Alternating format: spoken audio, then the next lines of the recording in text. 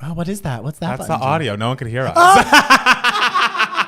Sorry. Guys, we were going and going and We going, really and y'all couldn't were. hear shit. I mean, Whatever, we look great. My we hair do looks look fucking we banging should today. move to the right a little.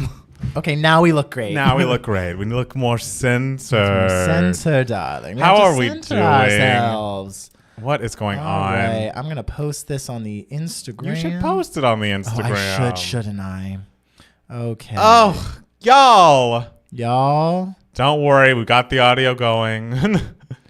We know there wasn't audio. We you know what? We're still recovering. Yeah. It's been a week, guys. a good week. A great week. A great week, but not one without its stressors. And sometimes you forget to turn the audio on. Join our live stream now. Yes, Yay. join it. Post on Hello. Instagram. Justin. Jose loves us. We love you too, Jose. I love you, Jose. Oh, how's everyone feeling? You know who hasn't been here in a while? Juan. Where'd Juan go? I don't know. Oh. Couldn't hear a thing, but the visuals were stunning. That's Thank the thing. you. We're here to give visuals mostly. I'm telling you, my hair today is real good. Happy Easter. It has risen. And the thing is, you always say when it looks good and when it looks bad, and I never know. It looks bad sometimes. I could never tell the difference, but if you're happy, There I'm are some thrilled. videos I literally sometimes when I'm scrolling through our YouTube channel and I look at the thumbnail, I'm just like, ooh, that was a bad hair day. And Really? I'm like haunted by it. I've never looked at you and it's felt what you that. do, it's what you see. Hey. So how many times has everyone listened to Cowboy Carter? I mean, How truly, many times have you listened to it in full? I'm at 4. I don't know. The thing is, I listen to it while I'm like doing other things. So I don't Okay. know how many times. It just starts over. Have you gotten to the point yet where you like listen to individual songs? Because I have not. I've only listened all the way through. I mean, I skip to certain songs. Okay. Like I skipped. We'll talk about talk my about that. early favorites, but yes, I do jump to songs. Okay, cool. Oh, how Curly King. I mean, Two Most Wanted. What a fucking song! I know. And just like also like the most standard song like on the album. I know. It's Like- just like this is a beautifully written song, I top to know. bottom. Yeah is such a feel good song, and we'll talk about what's going on with. Did you read what happening with the vinyls and the physical copy of the CD? Oh, like how it has like a different name, and everyone thinks that like the name was changed last minute. yes, but it's more than that. Oh, and okay, we'll talk about it. because I'm excited to hear how you feel when I tell you what's happening. How I guarantee you my answer is going to be like, well, I don't know. Oh no, you're gonna care. Oh, okay. This is something you're gonna care about, which is not always what's happening. Okay, yeah, guys. Sometimes Sometimes you don't care. I don't care. You're gonna care. He's singing "I Care," and I'm like, and he's like, I don't know, you don't care too much. Dr. And I'm like, Woods- you're right, I don't. Dr. Wood says the better question is when am I not listening to Cowboy Carter? And isn't that the question? Truly, because there's always something to discover about it, which is normal for a Beyonce album. Absolutely. these days. Absolutely. And now that this is an extra long album, It so is there's long. so much to discover. And if you didn't know it was long, if I didn't know it was long when we were listening to it, I certainly knew it was long when we were editing it because I was editing all fucking night. Yeah, don't say when we were editing it. All when right, He when was I was editing, editing So it. everyone give him the round of applause. Thank you. Don't give me any props. I accept because all prizes, truly- all rounds of applause. I truly had nothing to do with the editing of that I had video. something to do. We're live. Twitter is loving Tyrant down. Tyrant is excellent. Tyrant Twitter. is excellent. Tyrant. And that beginning that's a cover of something, right? The If it is, then I don't know. Part? Is it a cover? I don't know. It sounds a little familiar to me. Whatever it is, bless whoever wrote that because Yes. I love that part. Levi Jeans on repeat. I might be in the minority if I say Texas Hold'em is my favorite song on the album. Interesting. fucking great. I mean, it is great. It's such a classic. It is. It's like a feel It good, easy. Well done Dr. Woods classic. says it's in flux. My top 3 right now are Two Most Wanted, Two Hands to Heaven. Oh, I love that one. And Yeah, all great picks. It's her Beatles White album, a sprawling, eclectic genius mess. I love that. Tyrant is that girl. I mean, how anyone could listen to Tyrant and not want to move. I know. Not want to fucking move. I know. I'm still reeling over Cowboy Carter. I've seen so many reactions to this album. I've never seen so many for a Beyonce album over 20 years in the business and still not at her peak. I mean, It's the fact that she's going to make, like, she's going to sell so many copies, even more than Renaissance first week, which is wild. Like, guys, why don't y'all, whatever. I know. I hope everyone's come around. And it's to Renaissance because where were y'all first week? Because I was there. Oh, we were all I there was for there. Renaissance. I think it's because I think some people who are country fans are kind of just like, I just want to see what this sounds like. And I I just want think, to see what I this mean, sounds like. Texas Hold'em was ubiquitous in a way that Break My Soul was not. Sure, Break My yes. Soul was a hit, but it wasn't like I remember when Break My Soul came out and y'all motherfuckers online Oh! were like, I don't like this. I don't like remember- this. And the two of us were just like, y'all are crazy. Right. I remember when we first listened to it and we had read people being like, it's a little disappointing. It's a little whatever. And we're like, wait, what are you talking about? I mean, clearly we're the target demo as gays, but come on. And I can't say that Break My Soul is my favorite on Renaissance. No. But like, I was like, oh no, I love this. I love it. Love the sound. Yeah. I'm glad that like both Break My Soul and Texas Hold'em both went #1 for their respective releases. Like they're both great leading singles. I mean, they are great. Are we late to discuss Daughter? I mean, we're never too late to discuss. That is Daughter. We're gonna forever one of my favorites. We're gonna talk about Daughter. We're gonna talk about favorites. Absolutely, we will. Don't you worry, because loved how Beyonce mentioned her album of the year snub in the album Such a Queen. Yes, I didn't hear it the first time through. We listened to it, but when I listened back, and I was like, oh, we're discussing this. Okay, all right. Oh God. Okay, let me post this on my Instagram. People obviously came in wanting to hate it and left loving it. I will say I've been getting more texts from people who are like not like overly fans of Beyonce, not like, you know, you and me and a lot of friends I have who are just like, I've been listening to Cowboy Carter all day. I love it so much. She's never sounded better on an album. I'm just like, oh, who are you? I know. I mean, well, Ryan texted me, Ryan Bartley. Really? Like he texted me when 16 Carriages came out, and he's like, this song is unbelievable. I mean, and he's like, I will be listening to this. I mean, and he's right. Yeah, as he should. I know. I have to text my friend Connor, who's like a very big country fan. And be like, excuse me, you haven't given me your full rundown of what your favorite tracks are of Cowboy Carter. And he's going to be like, oh. It's a great Connor impression. Oh, come on. You two must not listen to Rap Trap at all because your reaction to Spaghetti was hilarious. I mean, she was saying a lot on Spaghetti. It was hard to catch everything. It's hard to catch everything. Yeah. Find the album to be a slow burner as the end. Hers gets faster. I love Daughter absolutely. Daughter gives me the best chills, that opera influence. I think people in the bubble don't realize how many people know nothing about Renaissance. I genuinely didn't know it existed until I started listening to this channel. That is wild. Jeff has a great question. Yes. Have we promoted the live show yet? LA people, have you got your tickets yet? That's true. If you're in LA in the Southern California area, make sure to go to the Eventbrite link. That's not in the chat, but it's in the info section. And buy a ticket to our live show May 4th. May 4th. You can see us live. And if you're not in the LA area and you want to support us, go actually reopen our YouTube reaction to the Cowboy Carter album and make sure to click the Aura link. I believe it's aura.com/2gaymats or some shit. Click that link. Sign up for us. You have no idea how great Aura is, A, and B, how much you'd be supporting this channel if you signed up. Yeah, tax season is coming up. Yes. And don't you want your accounts protected? Yes, and don't you want to not get spam calls? Don't you want to stay safe online? Yeah. Click that link. Truly, when I signed up since I've signed up for Aura a week ago, I've not gotten a single spam call. Really? And I'm kind of like, oh, that's kind of crazy. That's wild that this worked as well. A single one. So like Aura is really great. Like I'm really loving the like what I signed up for. Right. Like the version I signed up for. And we get notified when people do the conversions, so we'll know when someone has or has not done it. Yeah. Aura.com/2gaymats. I think that's the link, right? Yeah, that's okay, great. It's then click the link in the info section in our Beyonce reaction video. Montana, the comments are going so slow. This is lovely. I mean, yes, it was a different moment. Notice the channel got a bump in subscribers from the latest Beyonce reaction vid. It's true. We're at 72.5, something like that.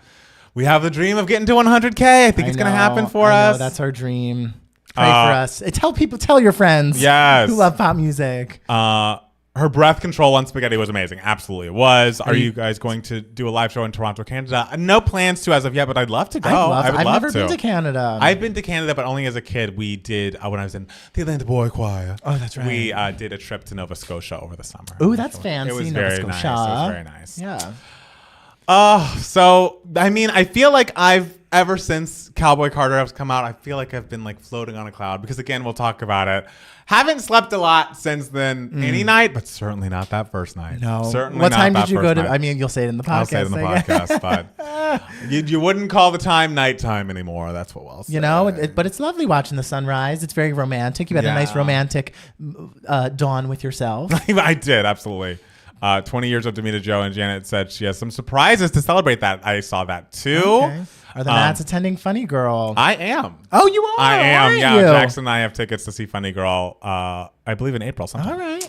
Will you put the live show on Patreon for those of us not in LA? We're trying to get the audio up for the full thing, and we're going to try to get the audio up partially for just everybody to hear.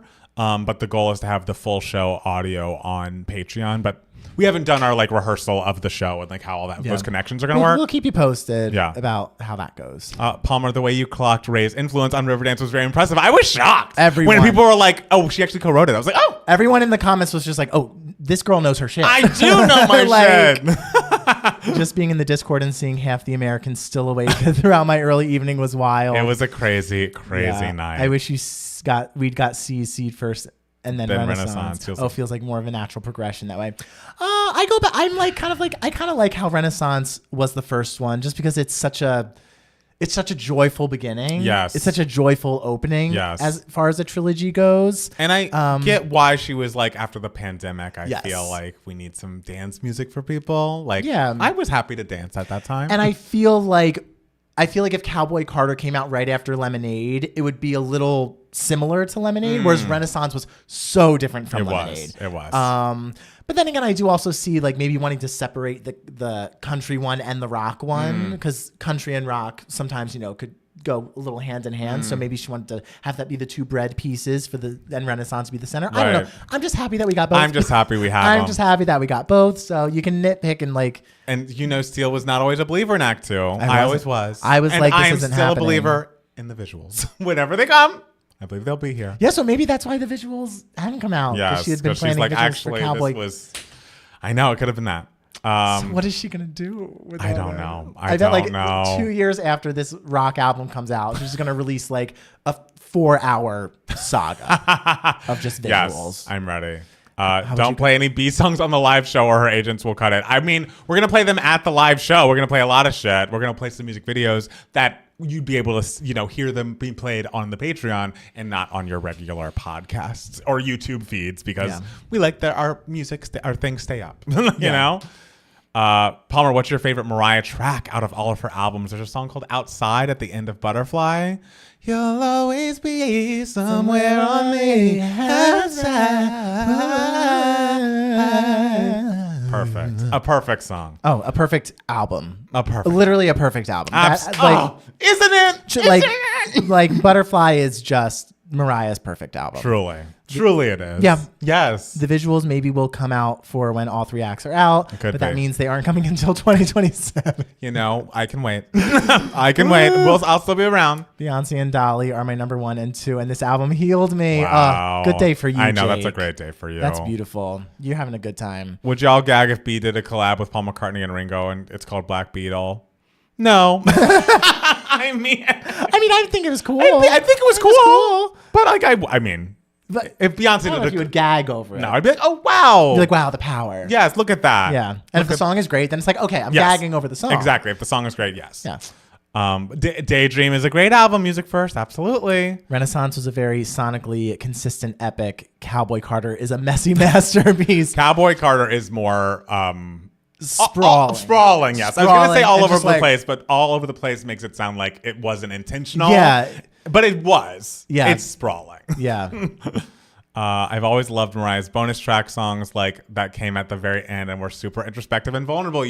Matt Steele's a looking in. I'm a looking in girl. To me, if there's a Mariah Carey musical, like an auto musical or like a bio musical, with her, it starts with just a single spotlight and just like a looking in, her singing, looking in quietly at the center of the stage. Really? And then it like erupts into, like when she was a child singing Far From the Home I Love or whatever. But I feel like looking in should happen when she's stuck in that house. No, it bookends the musical. It's the opening of Act 1 and then the closing of Act 2. I guess it's true because she, as a child, felt always like an outsider looking in. Yeah, she's going to be looking in, and we're going to start to be looking in too, and that's how the window into the musical. Yes.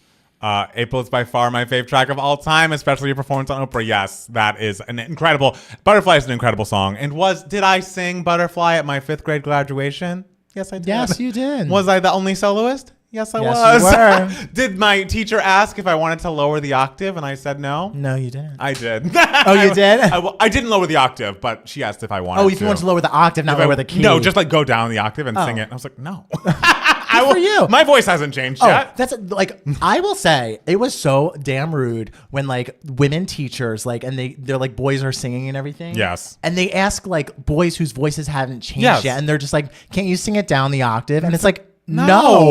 Like, this is my voice. This is so, like, God, way to make a boy feel insecure. Like, I Jesus know, Christ. right? Why don't you be like, hey, your voice is fucking beautiful the way it fucking is. I wasn't insecure though, because I was like, oh, I sound like Mariah. I'm right in the range. Yeah, because my voice didn't change until 9th grade.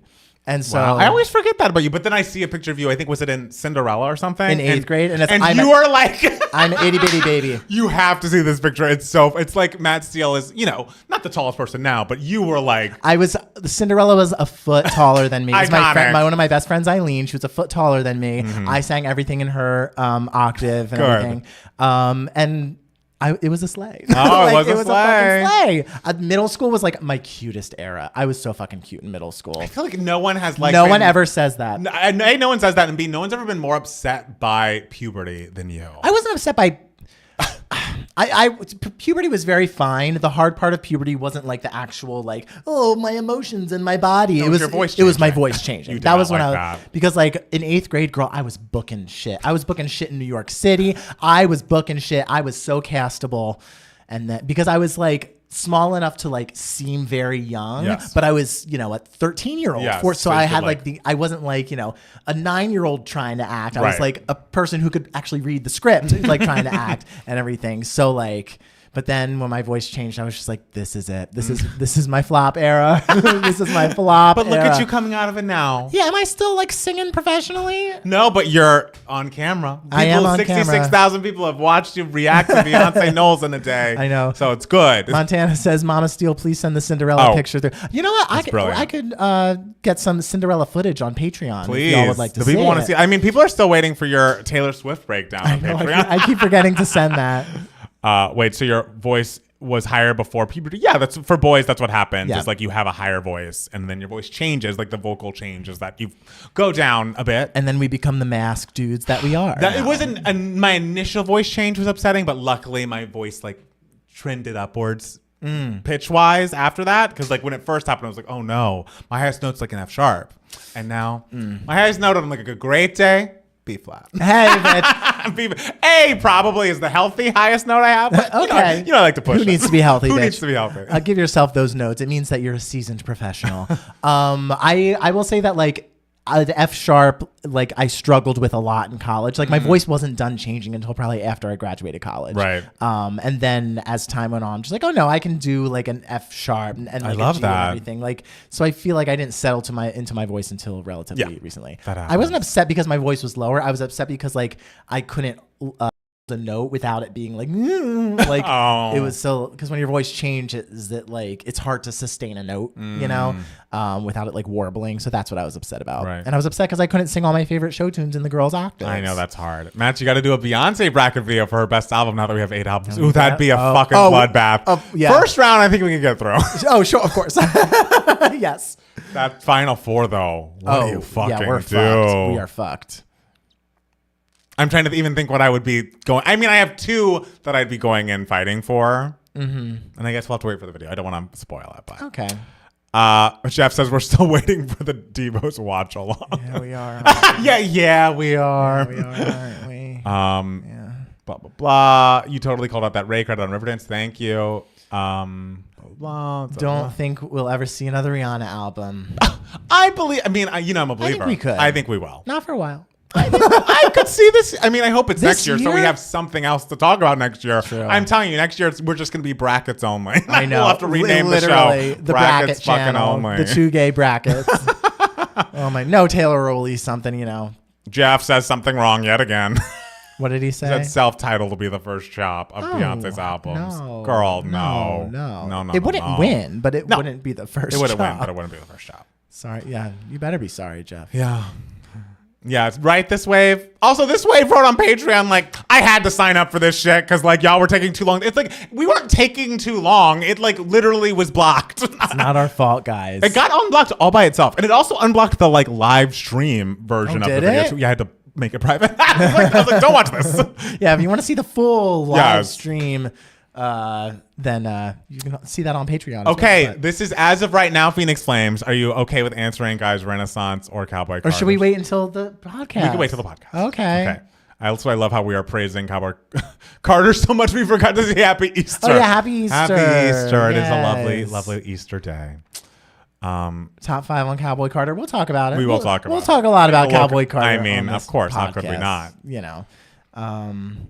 But this wave says, sorry, I was very impatient. It's okay. It's okay. It would be I am Sasha.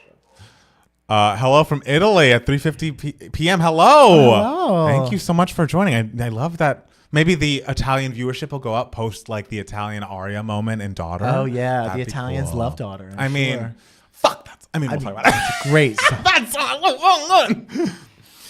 song. All the new releases should be good for your subscriber count. Your hard work is worth it. Oh, thank you, Grace. Thank you. We are noticing it. When Beyonce and Taylor announced back to back, I was just like, I mean, it's great. Is Black is King not considered a Beyonce album? I don't know that I would call it one just because I'd say every other track is not Beyonce. Yeah. Is it an excellent album? Yes. Yes, it is. And that film is the best of her, unbelievable. Unbelievable. Of her non-concert films. Yeah. That album should have been so much bigger. Absolutely. Like that album is, I remember like when we went into listening to it and we were just like, oh yeah, this will be just like a cute little thing or whatever. And then when we were done, we were both just like, wait. Yes, that exactly. Was excellent. Oh yes. Also happy Trans Day of Visibility. Yes. Trans Day of Visibility. We love that. 75% of the Discord now is just waving to new people, and I love it. I always feel like so sad because like I feel like sometimes I miss when new people come and I'm like, oh, but I want to wave to everyone individually, but like I'm gonna miss some of them. Right. Which, by the way, okay, two things. Again, this is kind of behind the scenes shit that Matt Steele's like, why are we talking about this on live? But I have to ask, if we did, and I hate to even bring it up because it's not a good idea. Like, in an ideal world, we wouldn't have to do this, but I've seen that HT Hayes guy go live on Twitch to react to that full Beyonce album, and I don't think it's taken down during the live stream. Oh, should we be doing our live reactions on Twitch just so it doesn't get taken down? That's an idea. That's something to think about. We have to decide all of this stuff before Taylor. Good thing we still have that Twitch account. I know, right? It's still up. It's still up. Oh, back in the old days. The second thing I want to say to everybody is, when the Beyonce video got blocked when I uploaded it very early on that Friday, there were a lot of negative things that happened. But there was also the positive of a lot of people going to the Patreon to watch the replay of our reaction. So just know that. Just know that things are on the table. Yeah. And now that the channel's becoming bigger. The channel's become bigger. And we There's an idea. There's an idea. Because sometimes you see a silver lining and you're like, huh. Yeah. And we were thinking of doing this idea later. We were thinking of doing it later. But when the Taylor reaction happens, if you think there's like a 3-day wait in between the live stream and it going up on YouTube, the edited version, know that might happen. Might happen. Know that it might happen. Might happen. But it might be available right away for patrons on our Patreon. Yes, it's true. It's true. So just, things are happening. Things are happening. We're now that yeah. I'd make Taylor Patreon exclusive. It wouldn't be Patreon exclusive for a long time. It would be like literally if it came out Thursday night, we'd put it up on Monday or something. Sure, yeah. The blocking was an inside job to get people to subscribe to Patreon. It's not true. Hello, this is like a Jolene level threat. Hi, Vanessa. Hello, Vanessa. Don't worry, you're never late. You're never too late. And unless you sign on and we're just like, okay, well, this was great, guys. Bye. Then it's like, okay, you're a little late, but still. Yeah, no, we haven't even started recording the podcast. We haven't, yeah. So we are all good. Yes, definitely do lives on Twitch. And don't get me wrong, I hate Twitch, and it would be annoying, but at least it wouldn't get blocked. I was also wondering if you did an unlisted live for patrons. We've done, we did the Chapel Roan live unlisted on YouTube for patrons only. Okay. And that was fun. Yeah. But it's just like, I don't want it to become a regular thing that YouTube stops our live streams, because one time we tried to read, this happened, I think, for first time for the Taylor Swift Speak Now Taylor's version. And we tried to reconnect the stream after it had gotten taken down. And then we actually got not an actual strike, but a warning of a copyright strike that is still on our channel and will be until the year mark of this. And so I'm like, whenever we get taken offline, I'm not putting shit back up. I'm not reconnecting. We're disconnecting. That's it for the night. Yeah, because we don't want to lose our YouTube channel. No, we don't. The last thing we want is to lose our YouTube channel. Do you think Act 2, almost being Act 1, was first called Beyonce and then changed since all the imagery on the CDs and few tracks missing on CDs? Yes, Lewis, I do think that. We'll talk about it more, but yes, I think that.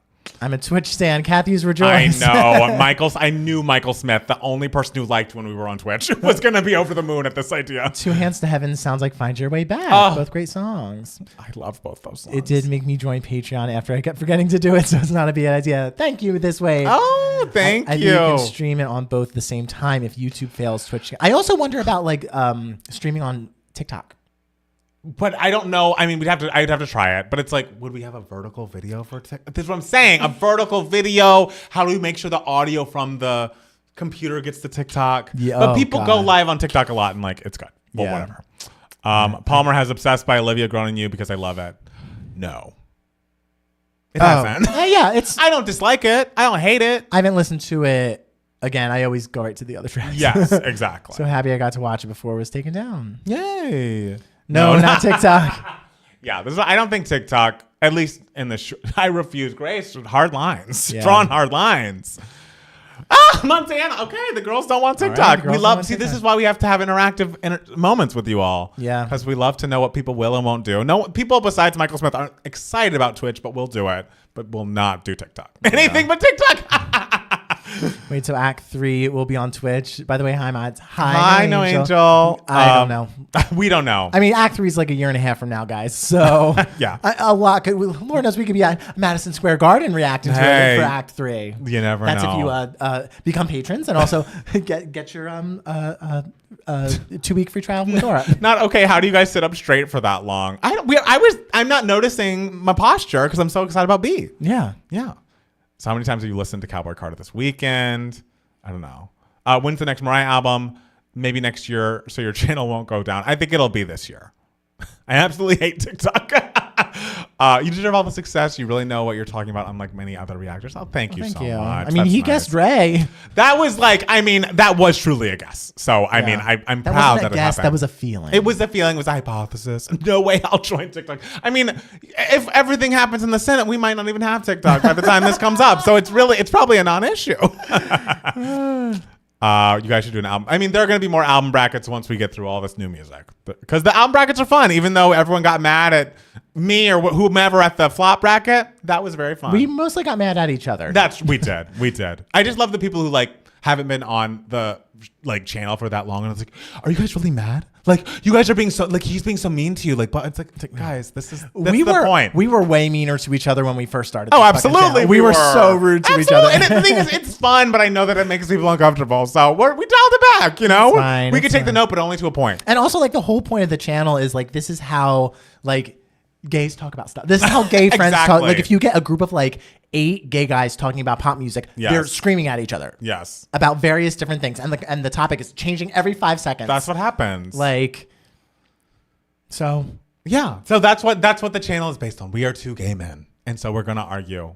Second album flop bracket. I don't think we're going to do another flop one. But we still haven't done, what's the next, 4th album bracket? Oh, God. And it's does Merry Christmas count as a Mariah album? Or so we're going to Daydream? I think we'll go to Daydream. If you try to say Art Pop's better than Daydream, I'm not going to say Art Pop is better. My head will spin around. Listen, guys, I know I fought hard for Art Pop for the flop bracket, but I'm just making sure we're all on the same page. Please. Just making sure. I mean, we could also do leading, best. The lead single. The thing is, I mean, we'll talk about it maybe offline. I was thinking for the live show, because I've always known that it was really going to come down to Wannabe versus Baby One More Time. Yeah. And I think we should do that. I think we should argue, my dream of, if you're going to the live show and don't want to be spoiled, then mute this for a second. I don't know. My dream is we're going to have a moment where we play music videos and then as we're playing, discuss why they're so fucking iconic and why one is better than the other. Okay. And I think you should argue Wannabe and I should argue Baby One More Time. I mean, I will bring physical weapons to fight for Wannabe. If you cannot physically fight me, I will bring my switchblade. And the thing is, it won't be up to us. The audience will vote. Oh God, that's the thing. Everyone in the audience is gonna have I agree with Steele, go vote Spice, or I agree with Palmer, vote Britney, and that's what it's gonna be. But see, the thing is, I I don't even know like what I would pick because Baby One More Time is just. I know what I'd pick. I know what I'd pick, girl. So I don't have that problem. I loved your album cover art video. You guys should do a part 2. I mean, we literally discussed everyone in that video. We did. I'll try to think of a list, but I will also say those heavy like art ones with the brackets and like this cover art thing, that takes a lot of work for Matt Steele. But I mean, so you also edited the whole. True, but it's like we got to space them out. We can't be doing like a bracket followed by a cover thing. It would be too. I remember that cover art thing. I was like, okay, we'll talk about like 3 albums for each person, like max, and you were just like, okay, well, middle tier is, and then you proceeded to name 10 Mariah albums, and I was like. Bitch. You know I like my tears. You know I like my tears. I was just like, okay, we're gonna name one for the middle tier, one for the high tier, one for the low tier. Olaf, I see your request, and so if he does that, I'll know it's an April Fool's joke. Steele, please tell Palmer the visuals dropped for the April Fools. No, I will know it's not true. B will not retire after Act 3. She won't. She's probably sitting there thinking, like, oh, what am I going to do after that, though? Montana says, can't wait for the bracket. Which bracket's the Which best? I know, that's a great idea. That is. We should do a bracket of, like, our favorite reaction videos. Of ours? Of ours. I mean, we both know what would win. I know what would win. We both know what would win. It's the purest bracket it is. we have. It is. Because there's no argument there. Yeah. Do you think B will take a long break after the 3 acts? I mean, if she tours all of the acts, I would not begrudge her taking a big long break. I wouldn't. I could see her in her break releasing the visuals for all 3. And she's like, this is happening in the middle of my break. Enjoy. I'm going to be taking a break and raising my kids. Yeah, I'm literally sitting down. Not to be rude, but have you started to record the podcast? No, not yet. No. I guess we should. I guess we should do our job. I know, it's true. We must. All right. My God. I'll click here. All right, I'll click here. We good? All right. Oh my! The most exhausting week of all time. The thing is, there's nothing happier to me than a Beyonce release. But these days, it's a good problem to have. A great new Beyonce record does mean a lot of work for me personally. Well, guess what? It was a lot of work for her too. So she's like, motherfucker, if like I can do all of this for all of you, you can sit there until like 7 a.m. editing your stupid shit. It was about 6:15 a.m. when I went to bed that night. I wonder how many like 6:15 a.m.s Beyonce has seen, like staying up doing stuff. Do you think she stays up to do stuff, or do you think she wakes up early to do stuff? She definitely. I mean, I think she does her stuff after her kids go to bed, so maybe probably stays up late. Okay, that's like me. I do all my stuff late too. Yeah, I think she probably does. Stuff we're late. The same. I don't know if I said that, but I do think you might have that specific thing in common. I'll take it. All right, great. Do you want to start? Do you want me to start? Oh wait, actually, hold on. I'm gonna throw an ad. In there. I'm gonna look up and see. Sometimes people don't see the ad, so whatever. But at least I threw it in. I'm gonna give it 1 second. I'm gonna look up and see what I did all week. Yeah, what did you do this week? I just fucking say hi to Brazil. Hi, Brazil. Hello, Brazil. Have you guys listened to Ryan Beatty since we now know he's a songwriter? No, but I'd love to. Oh, Matt Palmer, you're a sweetheart. You're a sweetheart, Alex. That's so sweet. Can you do a video for your fave 90s music? I mean, I feel like a lot of my stuff is fave 90s music, but happy to talk about it more. Yeah. Okay, sorry, I forgot. Was I going to start? Or were you? I can start. Okay.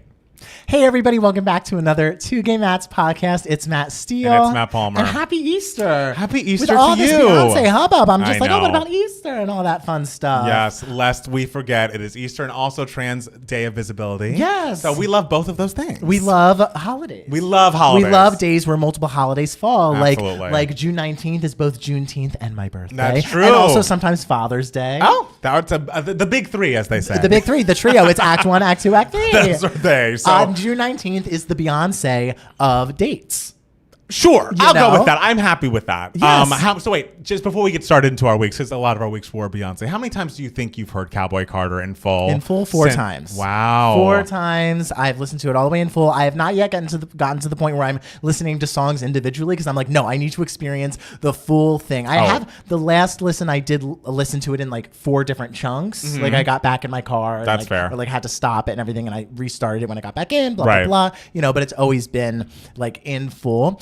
As far as other things that happened this week, it was literally just preparing for Beyonce. Hello. Like, I remember on Monday we got a new like fridge behind the bar at my restaurant. Oh, okay. And so because like our old one broke, and so like in the middle of like a Monday night dinner shift, like I had me and all my coworkers, like all the kitchen staff had to like lift this giant fridge over the counter to get it like behind the bar. It took us like 2.5 hours to do it, to like unbox it like in front of people. Difficult. It was so difficult. And the entire time I was just like, Beyonce's coming.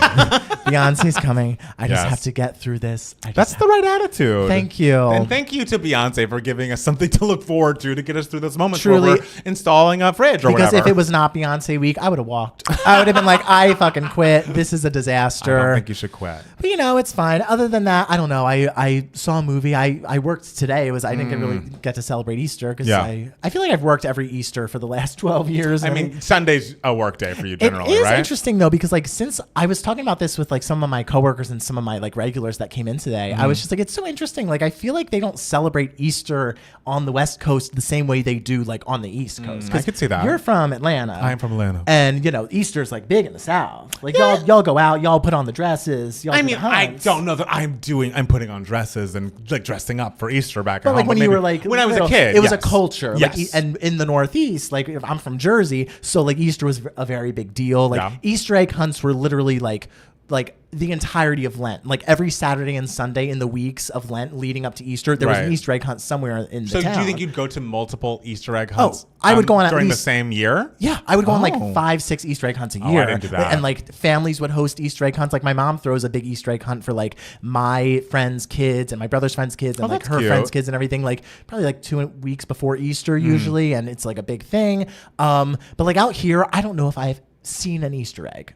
I mean, I see many an Easter egg, but that's because Jackson has nieces and they used to live out here. And so there was definitely like a family setup of like, we are going to do an Easter egg hunt in the backyard of his parents' house and things. But like outside of that, I guess I don't know. I don't like know a lot of like children. So I guess that's why I don't see an Easter egg hunt. I assume they're still happening, but I'm just not involved. But they're all just like the private Easter egg hunt. It's like you were doing this privately in the backyard. We would do that too. Like we would have the public ones and then like we would have like 3 private ones in the home. Like my brother would do one for me. I would do one for him. My grandmother would always do one for like it was a whole thing. Like I was looking for Easter eggs every fucking day when I was a kid. Interesting. Yeah, and so, but like out here, I don't see Easter eggs in the wild. I think that's okay. But like they don't just naturally pop up. No, I feel like I think of Easter egg things as like private events. I've never thought of like, oh, we're doing a big group Easter egg of like every kid on the block. See, to me, they're both private and public. Oh well, that's the difference. I know, and I was like, oh God, when I have kids, I'm gonna have to like host all these egg hunts. My husband's gonna have to really be into the emotional labor of holidays. But if you're in LA, then that's less of a thing. You can just focus on the private Easter egg hunt.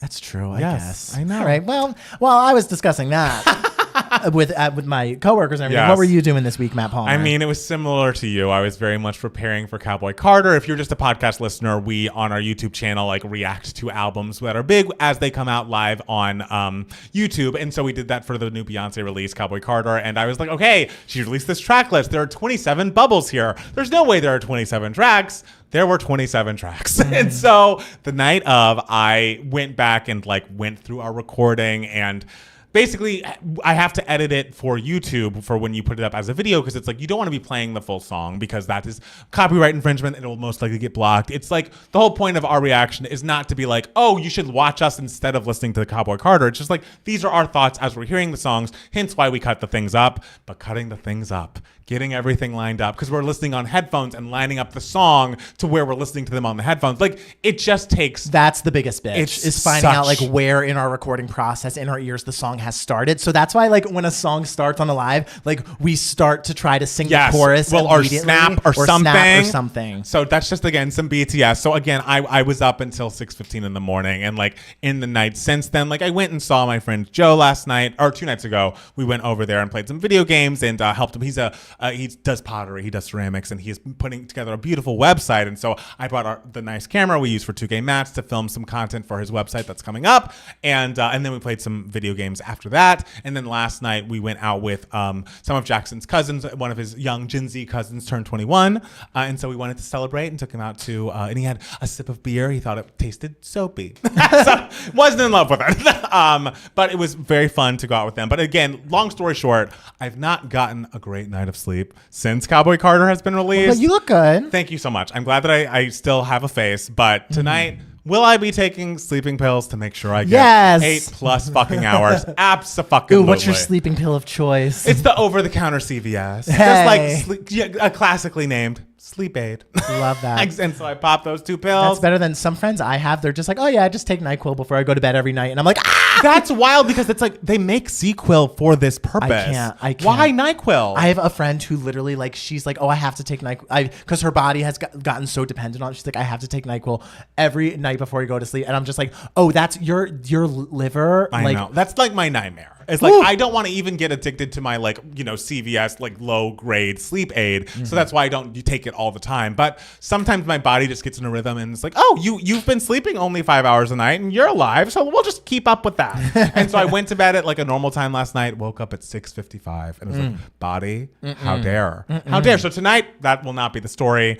And I think I guess I don't know if this counts as news for idiots, or before we jump in, what are your feelings after your 4 listens of Cowboy Carter? Do you have obvious standouts? It's a very sprawling, epic piece of music, and it's going to be a lot for us to take in. But if you had to discuss some highlights, what your top 4 or 5 songs on the record? After having after having a couple days to let it marinate. Yes. Okay, I would say my top 3 still stand, from where they were right after. I would say it is Two Most Wanted, Levi's Jeans, and Daughter are my top 3.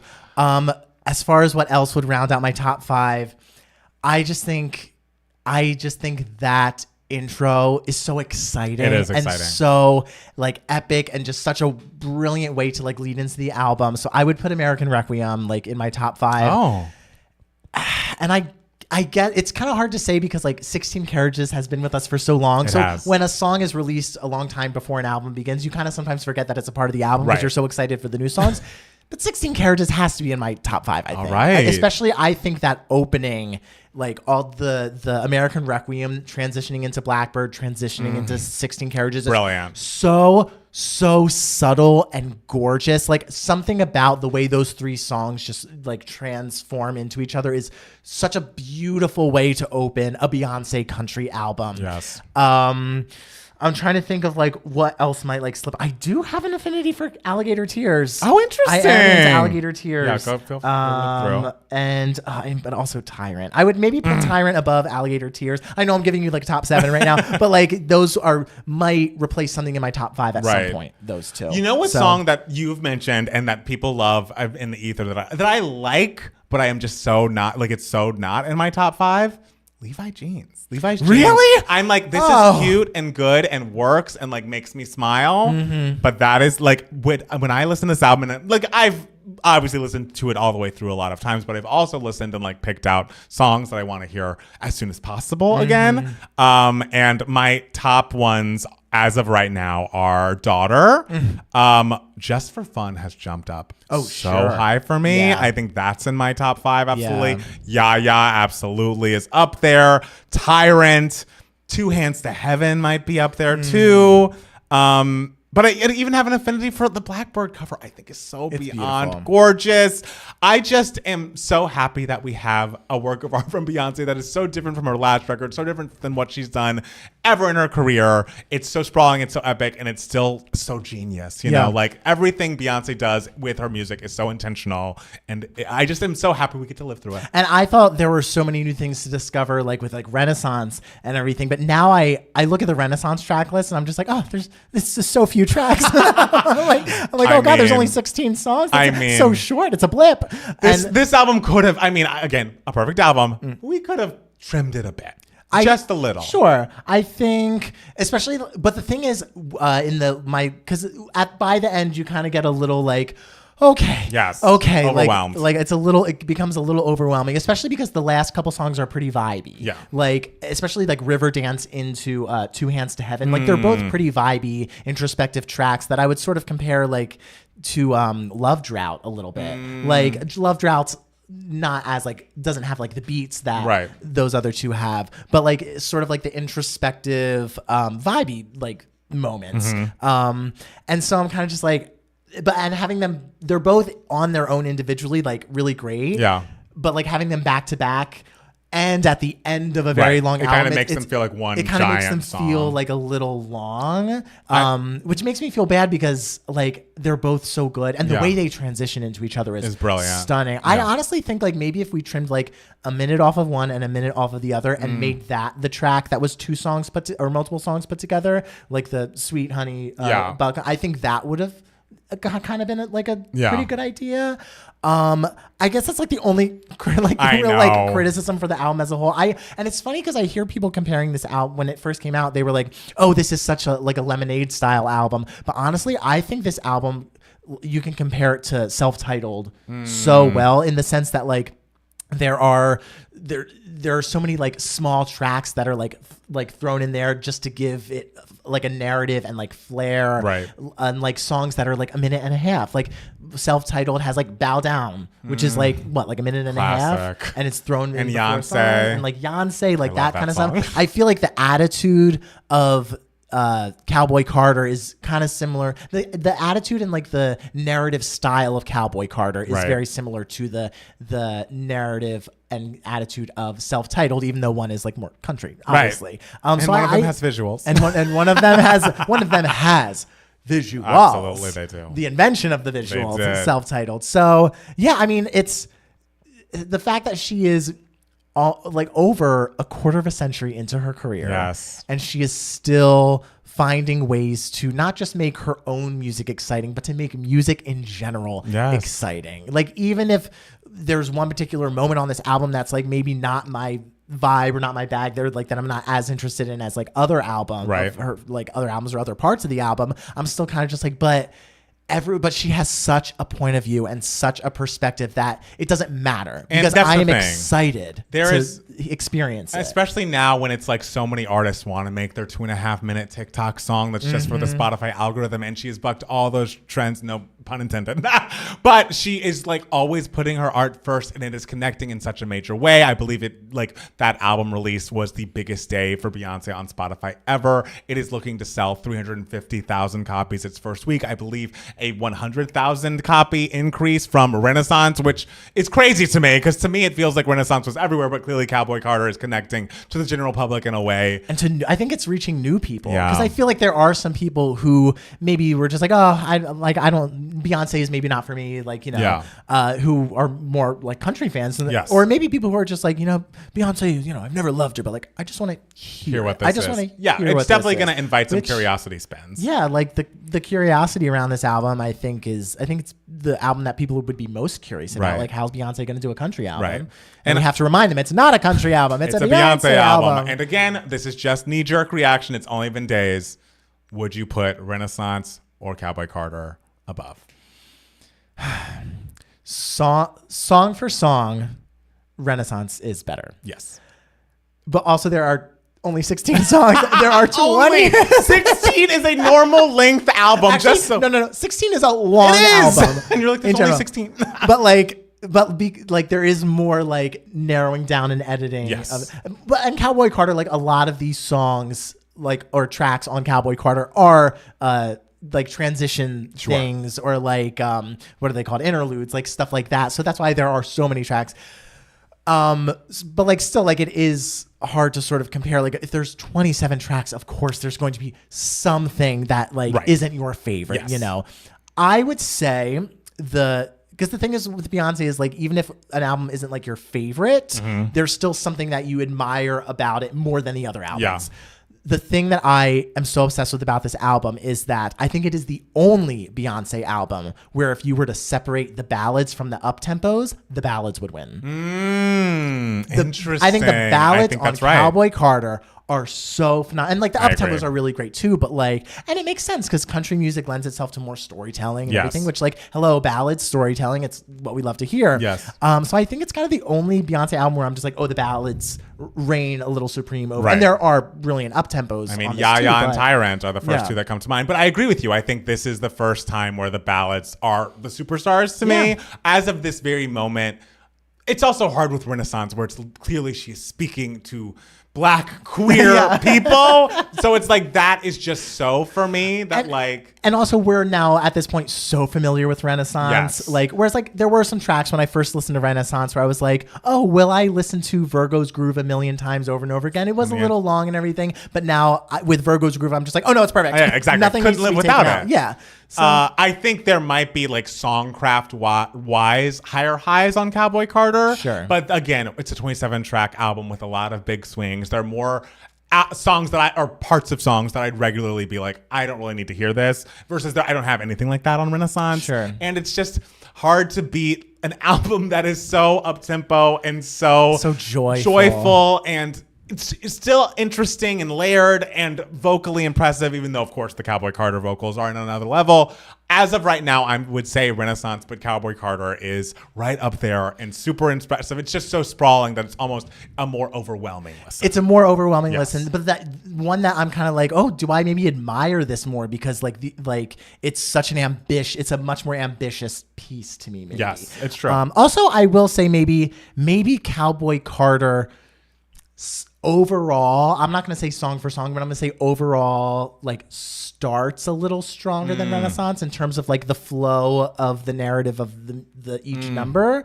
I mean, granted, Renaissance has like Alien Superstar and Cuff It right away. I know, Cozy. Cozy is excellent too. But like American Requiem is much stronger than I'm That Girl. Yes, I'm not that girl. Wicked over here. I keep calling it I'm Not That Girl. American Requiem, and I think just the sequencing of songs makes a little more sense in Cowboy Carter to me. Okay. But the ending sequences of Renaissance, it's just even though like the singles on Renaissance maybe are like Alien Superstar and Cuff It, like the ones near the beginning, but like in terms of like, oh, I am just jamming out and like every track is a fucking banger, like comes to me like at the end of Renaissance, where it's just like the party is going and going and not letting up. And we're so lucky to have her. Like the fact that we can talk like this about Beyonce, like so many of Beyonce's albums, where it's just like I don't even know how you can't compare them to each other because they're all so special in their own way, and they're all of a piece. Like I'm ready for Act 3 whenever she wants to give us. It's going to be out of control. I mean, it's going to be unbelievable, and then we're going to look back at these two and like see how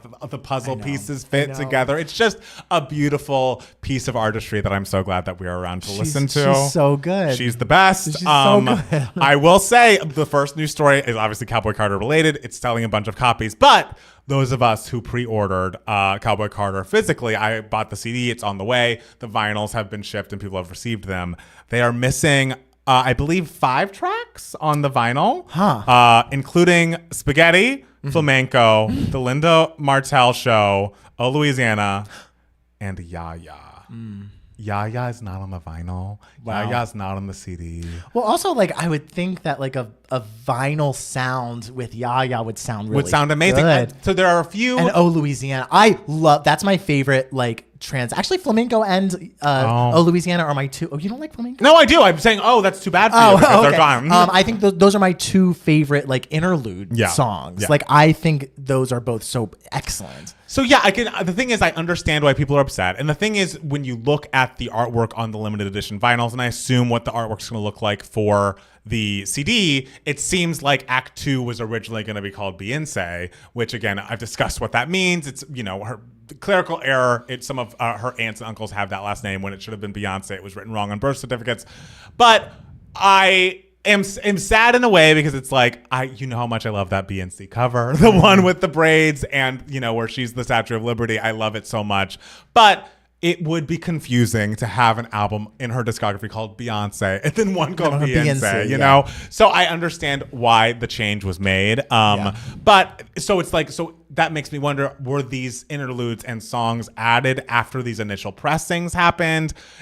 Or is it just like we had to fit all of these songs onto this length of vinyl, this length of CD, and things had to get cut? That's because it is a long album. It's a long album. And it's also like when I read, it's an exclusive bonus track just on the CD. The bonus track, I think, is Flamenco.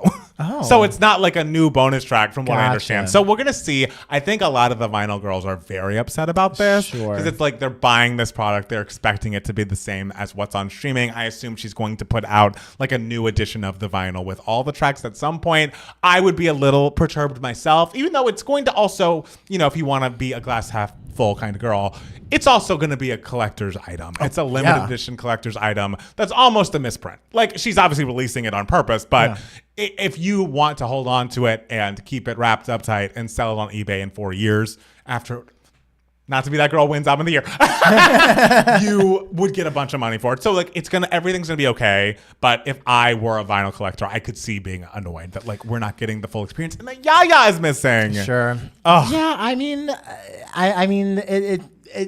I do think it is. The thing is, like, making art is very hard. Yes. And distributing art is even harder. Yes. Because there are so many choices that are made, and some are so last minute, and you just have to go. You just have to like pull the trigger and go. That's true. And so and I'm sure she's probably just like, God damn it. Like, I'm sure that like frustrates her too. Totally. Because she's such a perfectionist. She's a perfectionist. She doesn't want that. But you gotta do it. It happens, guys. It does happen. In darker non-Beyonce news, I think it was on Tuesday of last week, Diddy's LA and Miami homes were being raided by the feds. It's a developing story, but federal agents raided Diddy's homes in Los Angeles and Miami, and Homeland Security is involved. Diddy's sons, Justin and King Combs, were seen in handcuffs. It was unclear where Diddy himself was. I think it came out that he maybe was in Miami or like trying to travel to Barbados or out of the country or something. The charges are alleged sex trafficking, domestic violence, and racketeering. And a source told Rolling Stone that it is a RICO case, meaning that like this has been in the works for a long, long time. Like, we are just now hearing a lot of these allegations after the Cassie lawsuit and all of this. But it seems like, federal agents were watching him for a long time. And this is like, I think it's worse than, it's a different case, but it's like if Homeland Security was involved with the fucking Jen Shah shit and like what she was doing was terrible, this is worse. Yeah. It's like this man is, I think, really fucked. Like, I think he is going underneath the jail for years and years. And the thing is, if what is alleged is true, he should be. Like, I haven't read, apparently there is a like 73-page document detailing what all the allegations are. And it's like, I think they're all horrifying. And again, you could read what Cassie alleged as well. There's just no way that this becomes okay for him. And if what people are saying he has done is true, I think he needs to go away for a long fucking time. Yeah, and the fact that like I thought like, oh, the sexual assault like case was like so bad and everything, and I it's just crazy to think that like, oh, this thing that is now happening is so like much more intense because it involves so many more people, like sex trafficking, like unreal. It's unreal, and it just goes back to my thinking about like the fact that there is a long lineage of powerful men specifically who really thought for a long time that they could get away with this kind of stuff. They thought the amount of money they received meant that they were able to force people into situations they didn't want to be in, have these parties, and like just treating people this way, forcing people into situations sexually that they're not comfortable with and don't condone. They think that's a way of expressing their power, and it's like, what the fuck are you thinking? How did this become a part of our culture? I don't know if it's just like super powerful, rich Hollywood culture or whatever, but I really do hope that young people see this happening to the Harvey Weinsteins of the world, to the Diddys of the world, and they're like, I cannot behave this way. Whether or not I become super successful, this is not a way to exert my power that is acceptable, because this is what's going to fucking happen to me. And like, how horrible must it have been if the rumors are true and that he like fled his home knowing that this was happening, but he left his sons there to get fucking arrested and traumatized. And the thing is, I don't know if they're involved or not. I don't know if it seems like maybe they are. So like, I shouldn't be feeling bad for them, but like, what kind of fucking parent are you? Sure. All of it makes me sick. And I think this is not going to end well. Yeah, there's nothing else to say other than like, this is horrifying. It's horrifying and disgusting. Yeah. And hearts out to all his victims. I hope you receive the justice you deserve. Apparently, Euphoria Season 3 has been delayed again at HBO. HBO and Sam Levinson remain committed on making an exceptional third season, an HBO spokesperson told Variety. In the interim, we are allowing our in-demand cast to pursue other opportunities. Yeah, Sylvia was listening to the Two Gay Mats podcast. Jacob was listening here. Zendaya was absolutely listening. Yes. And they were just like, you know what? We should ask for more. Did you call Sydney Sweeney Sylvia? Did I call her Sylvia? I think you did. Sydney and Sylvia are similar. Not a world away. So sorry, Sydney. But they were listening to the podcast and they were like, you know what? The Two Gay Mats, they said we should be asking for a lot of money, and Maybe, we will. I mean, Or who knows? I mean, like, it's not explained like why it's been delayed Right. and everything, but like, if there's something that could likely hold it up, it's paying the very, very famous actors. exactly. I mean, the rumor is they actually had scripts ready for season 3, and that Sam Levinson's scripts were not up to par, and they were not very good, and so they could not greenlight that was like that. This is going to be the next season. It came out that Zendaya had an idea for her character that people didn't like. And an actor on set has come out, anonymously and said that they doubt that season 3 will ever happen since they have put it on a hiatus. I can now take any job. But what sucks is that we all had more momentum right when the show came out, but now it's been 2 years of waiting. Sure. Yeah, before last week, I couldn't take any TV jobs. And since they put on hiatus, I can now take the job. So that is good news. Absolutely. I do wonder if this season 3 is ever going to happen. Do people even care enough? It's been so very long since season 2. And people, I think, critically and like in the audience weren't in love with season 2. And that actor who was a big part of season 2 passed away in the interim, overdosed and stuff. So I don't know if this is ever really going to happen. And I think there was reports of maybe HBO trying to oust Sam Levinson from the show fully, and that Zendaya, Sydney Sweeney, and Jacob Elordi were like, no, he needs to be at the helm, even though the scripts he's been writing have not been good enough for HBO. So I don't know what's going on over there, but if they were just to come out and say, it's done, I think that'd be okay. I think that's fine. I think that'd be okay. And guys, as we said before, distributing art is hard. It is hard. It's much harder. You had 2 seasons of television were award winning. Yeah. Nothing to sneeze at. I know. Like, they were hugely successful. Yes. And in this day and age, 2 seasons, success. Oh, that makes me so sad. I come from the 10 seasons, 22 episodes world, so that does make me sad, but it is true. Yeah. And obviously it's made stars out of many of the, actors. And I'm glad that the actors that are, lower on the call sheet now can go get other work, so that's great. Yeah. Blah, blah, blah, more Euphoria shit. So Lizzo came out with a post today saying that she is quitting in a new statement. I think this was on her Instagram story. I'm constantly up against lies being told about me for clout and views, being the butt of the joke every single time because of how I look, my character being picked apart by people who don't know me and disrespecting my name. I didn't sign up for this shit. I quit, with a peace sign emoji. I don't know what's going on actually with the allegations. Like, I think maybe she had tried to get that lawsuit thrown out and it didn't happen. Like, is that what we're referencing with this post? You quit all of Hollywood. You won't be releasing any music anymore. Like, what's really happening? Or like you're just quitting for the day. Right. Or like you're just like, I'm over it. It's unclear what she's quitting, but I don't know. I understand she probably does get a lot of shit online that is unwarranted based on, how she looks or something.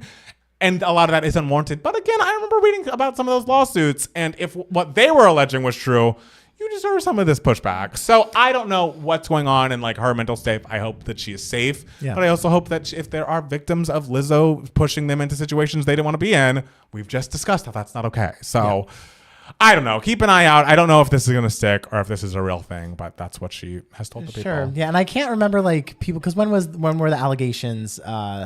Because the allegations were that she was like abusive to her dancers, background dancers, putting them in sexual situations and things that they didn't want to be. But that was a little like almost a year ago. I would say at this point. Right. So it's like have there been huge has she been trending recently? I don't think so. I think maybe there's probably things happening with the lawsuit that we don't know about, and maybe things aren't going her way. Sure. But unless I'm missing things, I'm not on TikTok like that, but I don't think there's been an uproaring of people shitting on her or anything, which by the way, I heard that maybe last week or 2 weeks ago that there was a big trend of people just going out of their way to shit on Jennifer Lopez and taking clips from her documentary and making her sound foolish and things. And of course, I'm a Mariah fan, so I don't know her is funny to me, but leave this girl alone. I know. I think the worst things about Jennifer Lopez are what? She's, I don't know. She just maybe is a diva and hard to work with, but that's going to be a lot of people that are famous. Yeah, guys. It's kind of just and guys, she's far more successful than y'all will ever be. And she's a good actress. She's a great dancer. I always thought J-Lo was a really good actress. I think she's very natural, very likable. Obviously, she's beautiful. Stunningly beautiful. And she's such an excellent performer. Right. And I'm sure she's at worst fine person. Yeah. You know, like I don't know her. I'm sure there have been moments where she like wants something as like a celebrity, but like I don't remember like ever hearing anything about like, oh, she's horrible to work with or anything like that. Like the worst thing I saw of her that was trending on Twitter was like where she's like about the director or whatever is about to call action, and like a PA or something like runs up to her and she spits like the gum in the PA's hands and everything. And people are like, oh, this is disgusting how she treats her assistant or PA like this or whatever. And it's like, oh, that happens often. Right. Like, and like that person had a napkin in their hand, right? It's not like it went straight into her hand. I don't know. I mean, I hope not. Oh, that's gross. I'm fine with touching someone's guys, if we got to get this shot, I'll grab your gum. I am not touching your gum. I'm totally fine with that. But also my thing, I've never spit out a piece of gum in my life. I'm a swallower.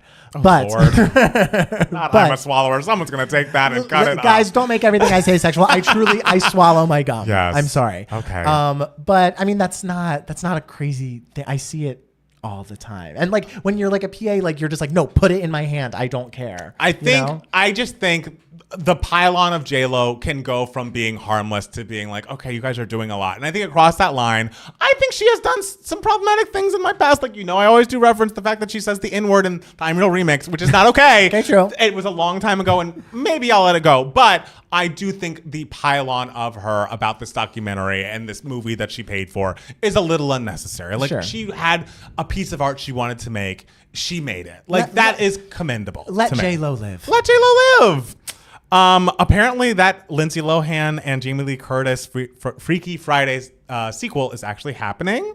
They have posted an Instagram of the two of them together, and according to the Hollywood Reporter, Freaky Friday 2 is a go with Welcome to Chippendale's director. So I'm excited that it's actually happening. I'm excited about that. I'm excited that like Lindsay's working. I am too, because it's like she's that Irish movie. That's the thing. I loved her, especially growing up after Confessions of a Shopaholic, then of course Mean Girls. I mean, like Teenage Drama Queen. Whichever.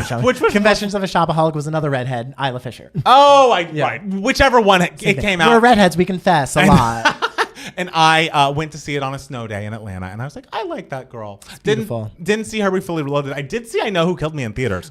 Awful. Wait. The first time you saw Lindsay Lohan was Confessions of a Teenage Drama Queen? You didn't see The Parent Trap or Freaky Friday? No. That's crazy. I think I might have seen Freaky Friday later. Well, and I'm very much like, because to me, like, when I think of The Parent Trap, I think of Haley Mills. And when I think of Freaky Friday, I think of Jodie Foster and Barbara Harris. Like, I think of like the old classic Freaky Friday and Parent Trap. So like whenever people are like, oh no, the Lindsay's the real Parent Trap, it's like, no, let's not talk about that. But I enjoy the newer Parent Trap and the newer Freaky Friday. I'm surprised you didn't see that newer Freaky Friday. I didn't. I guess that little girl group playing the I feel like I must have seen at least part of it on television or have seen it in full since then. But at that moment, I was just like, oh, this is my first time seeing this girl. And Jamie Lee Curtis is excellent in it. Oh, right. Yeah, she got like Oscar buzz that year for it. Did she really? Yeah, she got a Golden Globe nomination. I just have this story to see if you feel anything about it, because I feel like I saw some actor people online having opinions. I don't so much because I'm, a little with her. I don't either, but you can tell the story. Great. Okay. Millie Bobby Brown has said that she does not watch many movies, and there's a range of reactions to that. She said, I don't watch movies. People come up to me and say, you should definitely watch this movie. It would change your life. And I'm like, how long do I have to sit there for? Because my brain and I don't like sitting for my own movies. And apparently people on Twitter were criticizing her and being like, this is what happens when you make someone a child star and they don't actually have a love of the craft. And I was like, so as an actor, because to me it's like I will watch movies now, but there's a long stretch of my life where I'm like, give me 22 minutes and I'm out. Like I'm not trying to sit there for a 3-hour movie, and I'm still not. I didn't see that Killers of the Flower Moon, even though I heard good things. But as an actor, how do you feel about this comment? Do whatever the fuck you want. Like I mean, sure. Like I hear that, and I'm kind of just like, but how did you know you wanted to act as a little girl if you weren't watching movies? Like it's like when one time in college, I was talking to my friend. We were both majoring in musical theater, and she was just like, and she didn't know that many musicals, and she didn't really like care about musicals. Interesting. And she was just like, and we were talking about reading, and I was just like, oh yeah, like I never was super into reading like books, like fiction and stuff like that. And she's like, I don't know how you would ever want to be an actor if you didn't read as a child. And I'm just like, I don't understand how you want to be an actress if you don't really care about like musicals or like movies or TV or anything. Like, but and now I'm still pursuing acting, and she's not. But like no, but like in the best, like she's very happy and like successful in what she's doing. That did But, sound like, shady when no, you said it. I wasn't, I swear. But like it's kind of like she realized after she graduated, just like maybe this isn't my passion. Right. So I guess Millie Bobby Brown, you know, she got into acting when she was very younger because, you know, her parents were like, oh, she's got, you know, energy and personality and maybe likes performing. Maybe she should try this thing. And then she just found herself being successful without sort of realizing like, oh, I'm actually like passionate about this. You know, it's like, it's understandable. I get it. Like I understand like why maybe it's not her passion. As long as she's enjoying what she's doing, I don't find any harm in her being like, but do I watch movies? Not really. Right. The fact that she says that she can't really sit through her own movies is kind of like, girl, don't say that. Like, don't say that. Like, give those some credit. Yeah. But like I say all the time, I'm just like, you know, even though I grew up watching television and was like raised on like Nickelodeon and Nick at Night and all that kind of stuff, like I don't watch much TV now. That's true. But not because I'm like, oh, I hate TV. It's more just like I don't have the time for like I truly like as an adult, I don't have like time for TV and I prefer movies to TV. So with the time I set apart to consume something, it's going to be more so movies. I love that you say this and Big Brother's about to start and take up so many hours of your week.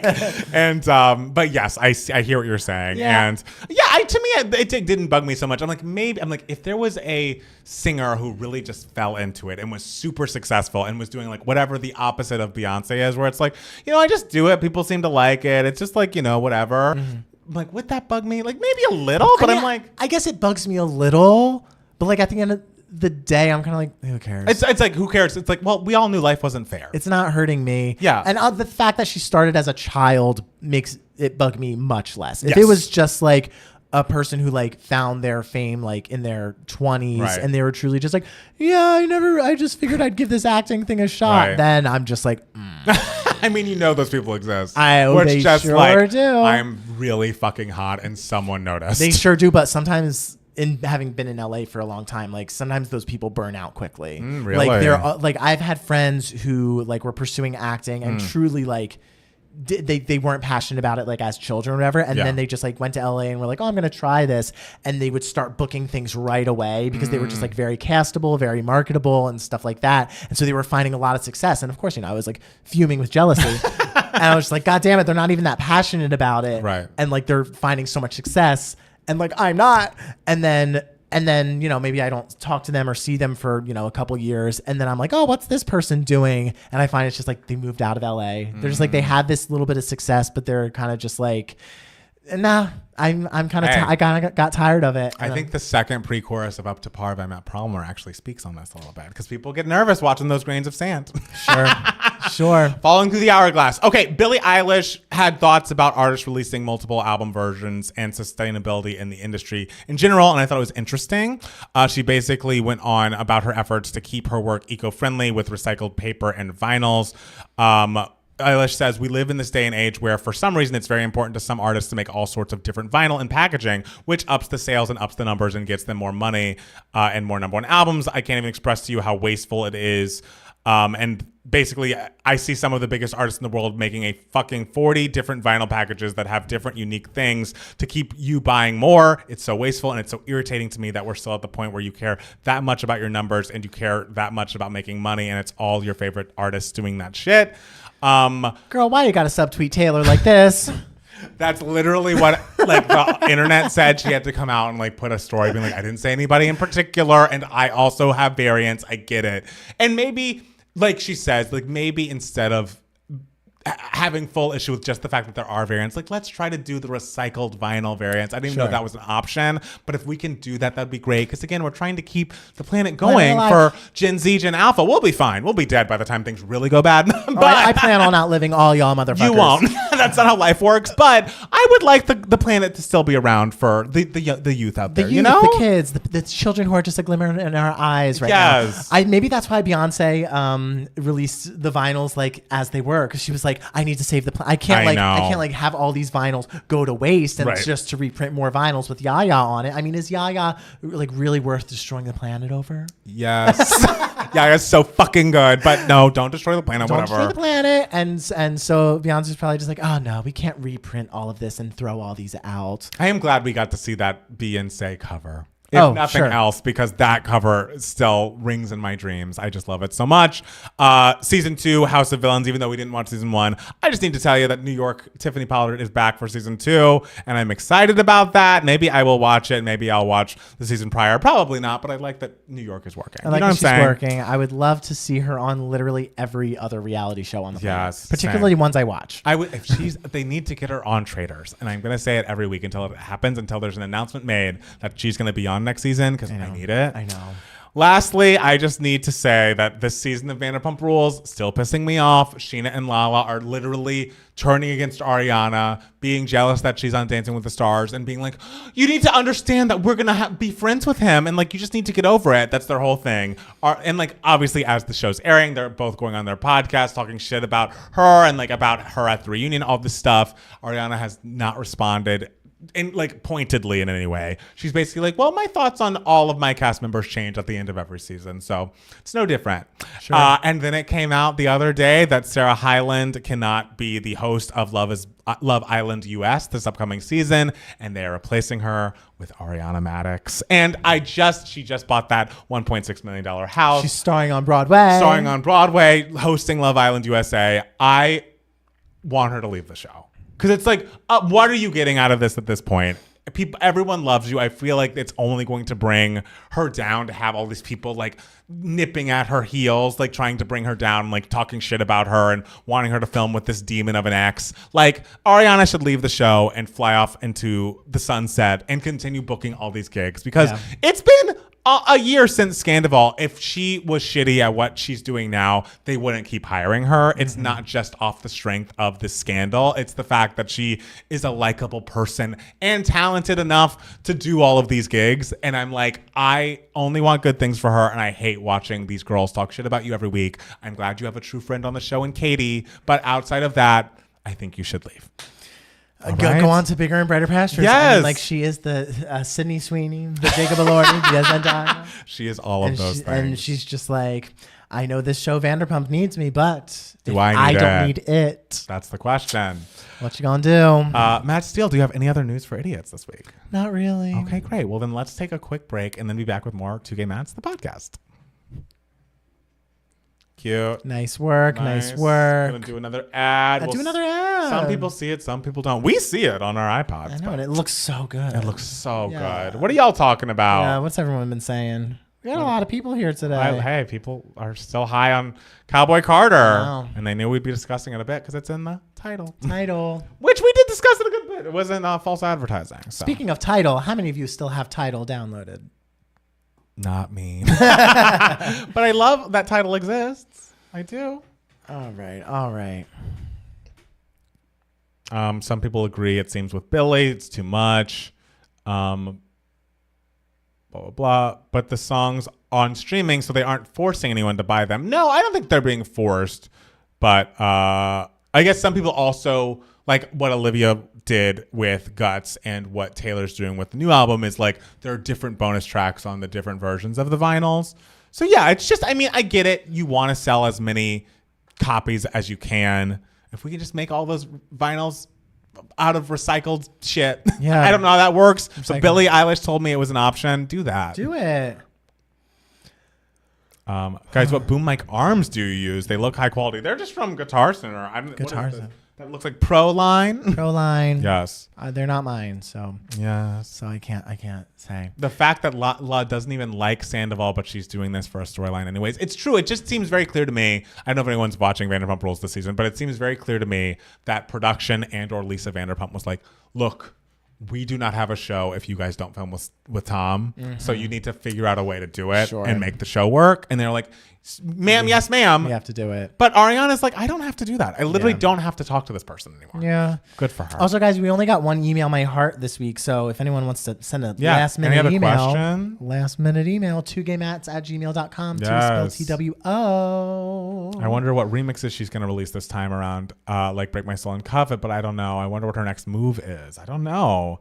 I would love. Are you going to do a deeper analysis of Cowboy Carter? Not right now. We will be talking about Cowboy Carter until the day I know. We die. Okay, we'll just keep watching 2 Gay Mats, and you will. I'm sure it will come up more times than Absolutely it won't. Okay.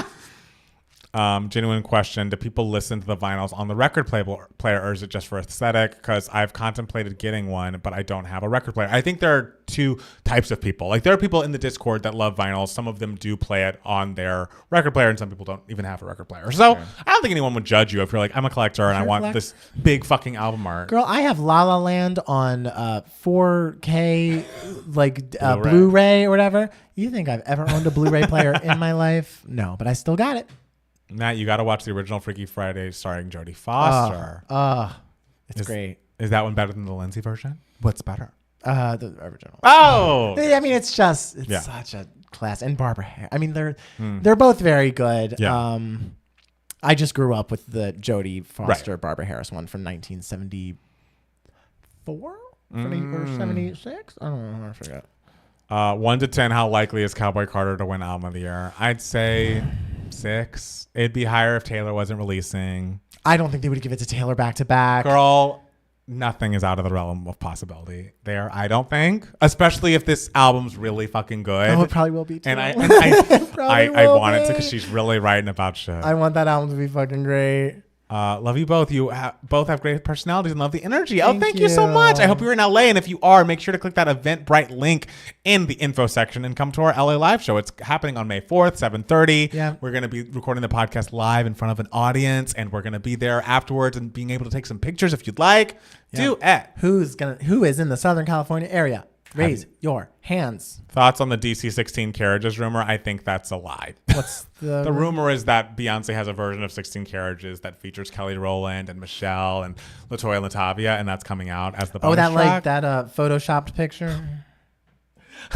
That picture wasn't real.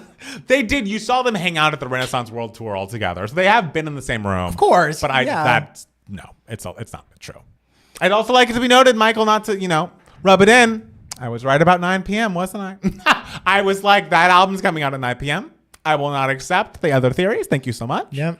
So it's nice to be right. I didn't mean now, but the following weeks when you've had the chance to really listen to it. Oh, well, yeah. Yeah, and we also have a thing on our Patreon where we do full album reviews of all of Beyonce's albums, and we just have Renaissance and now Cowboy Carter to do. So that's coming up at some point.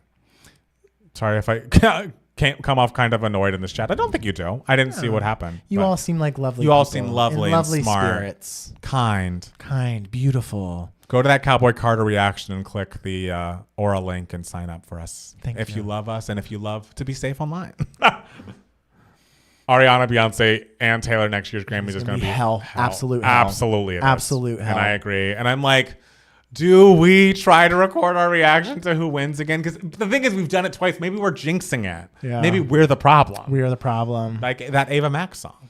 That's for you, Grace. Oh, God. We need a Destiny's Child reunion. Yay, DC3. You guys are the best. Sending love from New Zealand. Hi, New Zealand. We love you. Oh, man. Dreading the discourse. I mean, those album of the year losses still sting so much, especially just the most recent one. I know. It's okay, Beyonce self-titled as monumental as that was. It's okay, yeah, Beck is also such a hugely respected artist. He's never won album of the year, everything. Sure, maybe, why not? Obviously Lemonade was just such a brilliant, masterful piece of work. But yes, 25 sold so many copies. I get it, whatever. There was no excuse for that Harry's house beating Renaissance. There's just none. There's just none. He's right. Right. Ricardo says, Palmer, don't forget you also predicted Beyonce wouldn't shut your stream down, so you're right 50% of the time. You got me there, Ricardo. It's because that album is so damn long. I think it's the very long albums. Yes. Our live streams get shut down for the Taylor's version. Yes, because it's you've been on here for 2 fucking hours. Too fucking long. We're going to listen. What are you playing on this shit? That's exactly right. I thought Aura was about couples counseling or something. No, ours is about couples counseling. Ours is couple counseling. Aura is a online security service. Click that link for us, though. You'd help support us so much. Yeah. How much are tickets? No Angel. I think tickets are $20. Oh, for the tour, for her tour. I don't know. $20 for our show. For our show, LA. which is official. The Beyonce Act 2 tour is not official yet. Yes. Who knows about that? Who's your dream Beyonce duet? I mean, of course I want Mariah, but literally fucking anyone. The thing is, she sounds beautiful with Miley Cyrus. And I didn't even dream that would happen. Yeah.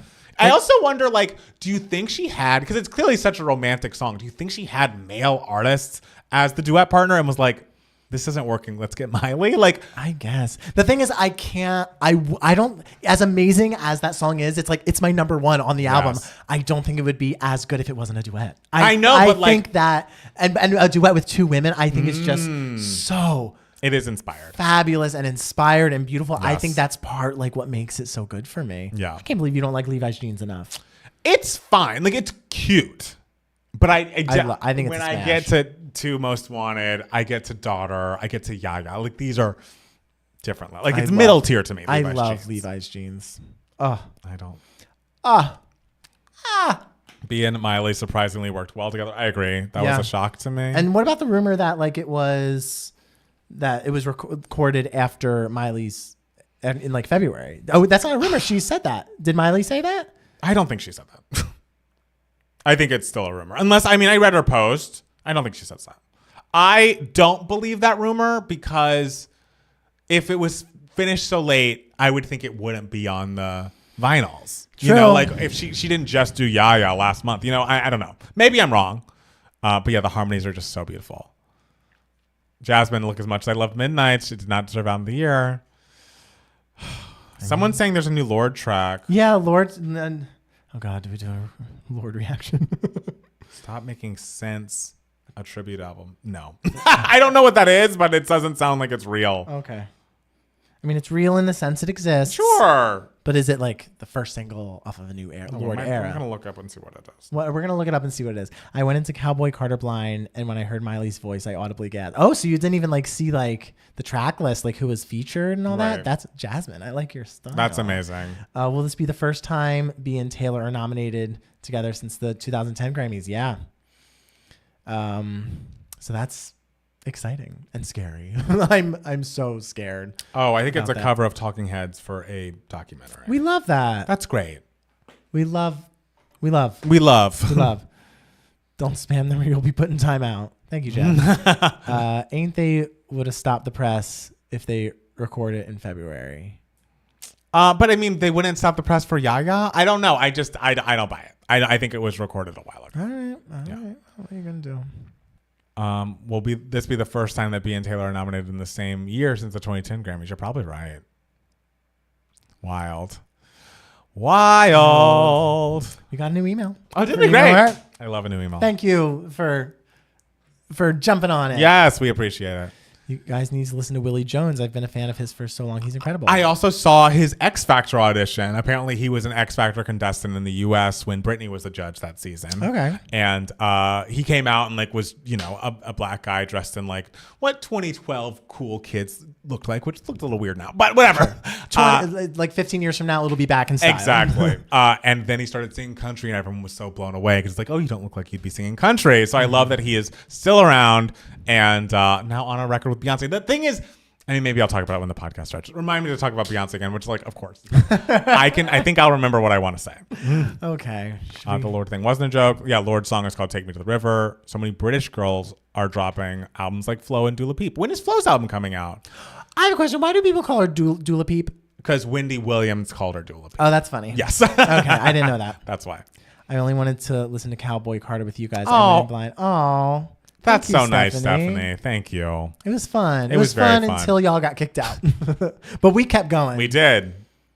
And if you haven't watched the like live stream version I put up on the Patreon, I made that fucking cut between the replay and our like real camera. So good. Good job. Thank you so much. I was like, oh, an editor. Someone give me the award. Thelma Schoonmaker over here. That's me, dolls.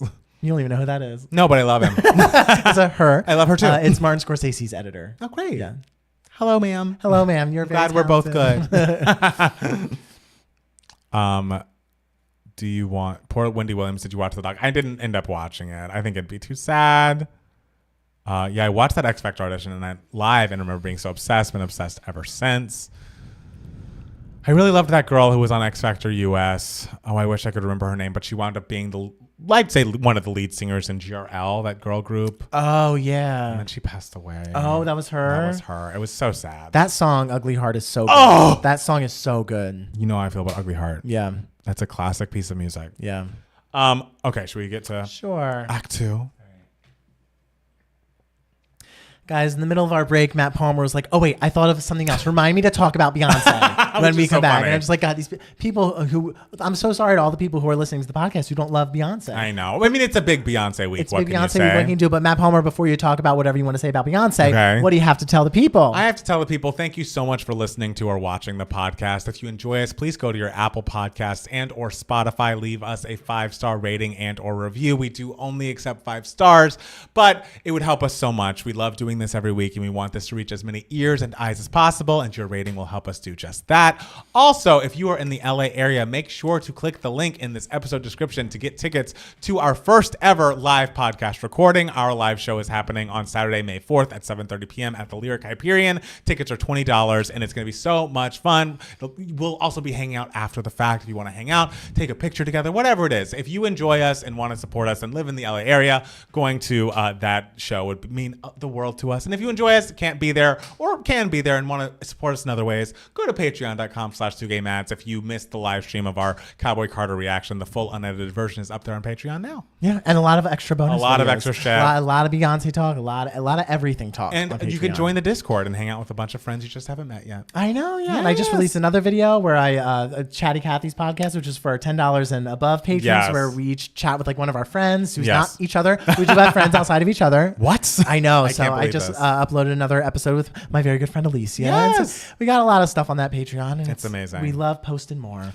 And the thing about Beyonce. Oh, yeah, I forgot to remind you. This is what I'm saying. I was about to go right into Email My Heart. All I need to say is I feel like there were some people that were giving Beyonce shit for collaborating with non-black artists and being like, oh, why didn't she collaborate with enough black artists on this record? And it's like, guys, if you look at the Wilson Jones, well, I don't know his name. Is it Wilson Jones? Willie Jones. Willie Jones, excuse me. Just there are many, all of the black female artists that are on Blackbird, that are singing background on Tyrant, you can go to their Spotify pages and see the like hundreds of percentages higher that their like pages are at these days with listenership over the month because of what Beyonce did. Like that was the whole plan, was to highlight these black country artists, and she did just that. Just because she's also collaborating with white people in the genre does not negate the fact that she has been supporting black country artists with this release, and they are getting literal Spotify debuts that they have not gotten their entire careers because of their inclusion on Cowboy Carter. So she did a beautiful thing, and we need to say it, and we need to be happy to live in a time with Beyonce, who's happy to raise the flag for country artists like these black artists who probably get overlooked a lot of the time. They won't be as overlooked anymore because of Beyonce. Well, I mean, she also said that I thought of like making this album because of how I was treated at the CMAs and everything. Yes. So I think it's just so brilliant that she also included like two of like the 3 most powerful names in country music, Dolly Parton and Willie Nelson. Right. Like the fact that she included them, she's like, hey, see, I'm friends with them. Yes. So they're going to be a part of my album too. I think that's just such like a power move. Absolutely. Like, it's so incredible. So I mean, just like all her decisions are great. Anyway. Tanner Adele, Brittany Spencer, Tiara Kennedy, and Raina, I can't see her last name, are all featured on Blackbird and are all getting giant boosts thanks to this album. Just have to let us all know. We love them all. Yes. So guys, this is Email My Heart. This is the section of the podcast where we answer any questions that you guys might have. You can be a part of Email My Heart if you email us at 2gaymats@gmail.com. 2 is spelled TWO. We have 2 different questions. One is about Beyonce. Perfect. Should I space it out? Space it out. Okay. Let's do a different one. We're going to give you all a Beyonce break. Yes. So this question comes to us from Kennedy. Kennedy says, ex-friend. Hi guys, I'm not confrontational, but I fell out with a friend and just went about my way. She can't seem to though. She knows I don't badmouth people, so she has been befriending every person I'm close to just to get under my skin. It's annoying, and I don't want to tell them what's going on because I don't want to bring them into it. I'm so frustrated. What would you guys do? Oh, that's a tough spot to be in. I know. I am very much a person who's like, if there's like some sort of tension between a friend, like I would do everything in my power to try to resolve it and like nip it in the bud, because like it really hurts me to lose touch with people. But it seems like this friend is doing some like manipulative It's stuff. like they're actively trying to remain in your circle even though you two no longer have a relationship. It feels like a violation I don't know if you are open to even sending a message being like, hey, it kind of makes me uncomfortable that you're trying to reach out to all of my friends.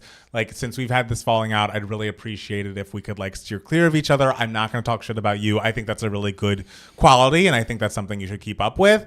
But it's also like, I don't want you encroaching on my life. I don't want us hanging out in mutual spaces. It's very, Ariana and Tom on Vanderpump Rules. It's like, I don't want you to have access to me in this way. And you probably shouldn't say that because it's but if you could just ask her respectfully, maybe like if you could back off, that would be great. I know you have a great group of friends of your own. Invest in them. Because it's like the worst thing. I think it would be worse to involve your friends who don't know what's going on. Yeah, they don't know what's going on. Because it's just like it would be adding to the mess of it. And it doesn't seem like you're interested in adding to the mess. You're interested in like nipping this in the bud. So hopefully she or he is receptive to that feedback of like, hey, it just makes me uncomfortable. Is there any way we could like keep it a little more separated? Sure. I think like being upfront is often and being upfront and calm and not reactive and like very, I'm not gonna say professional because this isn't a professional setting, but like very much just like matter of fact and like very calm and like know that like your friend or your ex-friends like feelings are involved here. So take, their feelings like into account and just be like calm about it and not super aggressive about it, but just be like, hey, this is how I feel. Yes. I just want to make sure that you're not doing this just to get to me or whatever. It's very much a line out of Taylor Swift being like, I'll keep up with your old friends, just ask them how you are. So like, I know, maybe she's a Taylor fan. This is a very different situation though. Yeah, but I don't know. I hope that works for you. I hope you don't have to involve other friends, and like you shouldn't have to lose friends or have your friendships be compromised or be made more uncomfortable because of a decision that you had nothing to do with. You're not the one that's like, I don't know, inviting this person who used to be so close to into their lives. So it just feels odd. Yeah, and I'm sure like with time, it'll play itself out. Yeah, like, I think so too. Like I imagine the friend will like not like get tired of like trying to like seep their way into your life again and everything like that. But I imagine it'll work itself out. Totally. I think you're right. Yeah. So the next question is about Beyonce. Comes from Susan. Susan says, hi guys, the sweet section of Sweet Honey Buckin' actually started with lyrics and hook from Patsy Cline's I Fall to Pieces. I grew up on a mix of pop, jazz, big band, 70s and 80s country. My mother loved Patsy Cline. She just sang Heartache like no one else. Anyways, question. Could you imagine anyone else who could meld so much together as Beyonce? Who would you like to see do that? I don't know if I can imagine. That's the thing. I mean, the thing is, like, artists do all this. Honestly, like, Lady Gaga can. She can. She can. Okay, yes. And, like, sometimes it might not work. Like, our pop was a lot. But sometimes it really worked. And I think she could do. I mean, she said she's in the studio now, like, excited about the music she was writing. So I think maybe she's taking big swings and, like, melding together some stuff. I think that'd be really cool. Come on, Matt Palmer. He's just nodding at me silently. I think it's great. It has been made clear to me that people don't like it when I talk about Lady Gaga. So, all right. Well, who would you say can meld? Who's an artist who can meld stuff at this point? Because this is an artist that like is at a point in their career where they're successful enough to take those risks. Yes. Or maybe Billie. Billie could. Billie could. I feel it would be very different. It'd be different, and it's still. I mean, she's huge, obviously, but she's still very early on in her career. I mean, I think it would be cool to hear Bruno tackle a different sound. He has so much talent, and it's been a while since we've heard from him.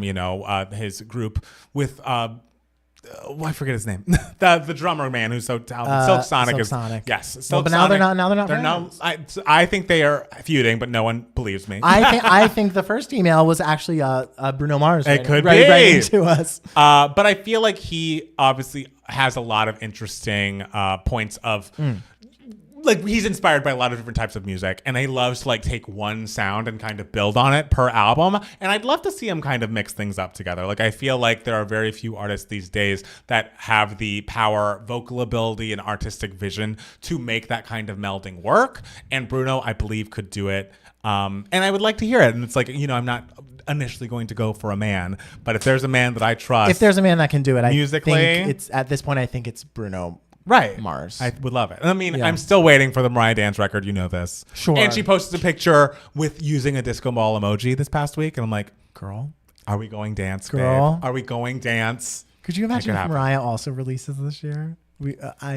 I don't know how, but we'd have to. Like, I love her so much, and it's like you could see the numbers. Like 66,000 people have watched our Beyonce reaction. Come to an interview with us. Oh my God! I mean, don't do it in person. Do it via Zoom. We'll video you. You just get a microphone and we will ship you a chaise lounge that you can lay on while you're talking to us for the 2 minutes that you give us. As short as it needs to be. I want to ask you every question. I want to ask you about the Mia and Mariah single choices.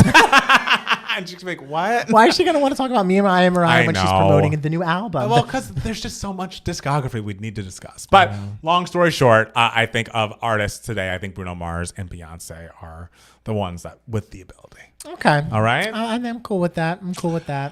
Matt Steele. Yes. What has been giving you moments, darling? So this is what I do when we have to record something up here on a Thursday. I essentially head up to the valley earlier in the day. So I didn't know you did that. Oh yeah, so I spend the whole day in the valley. That way I'm not driving up through traffic. And I usually see a movie at an AMC.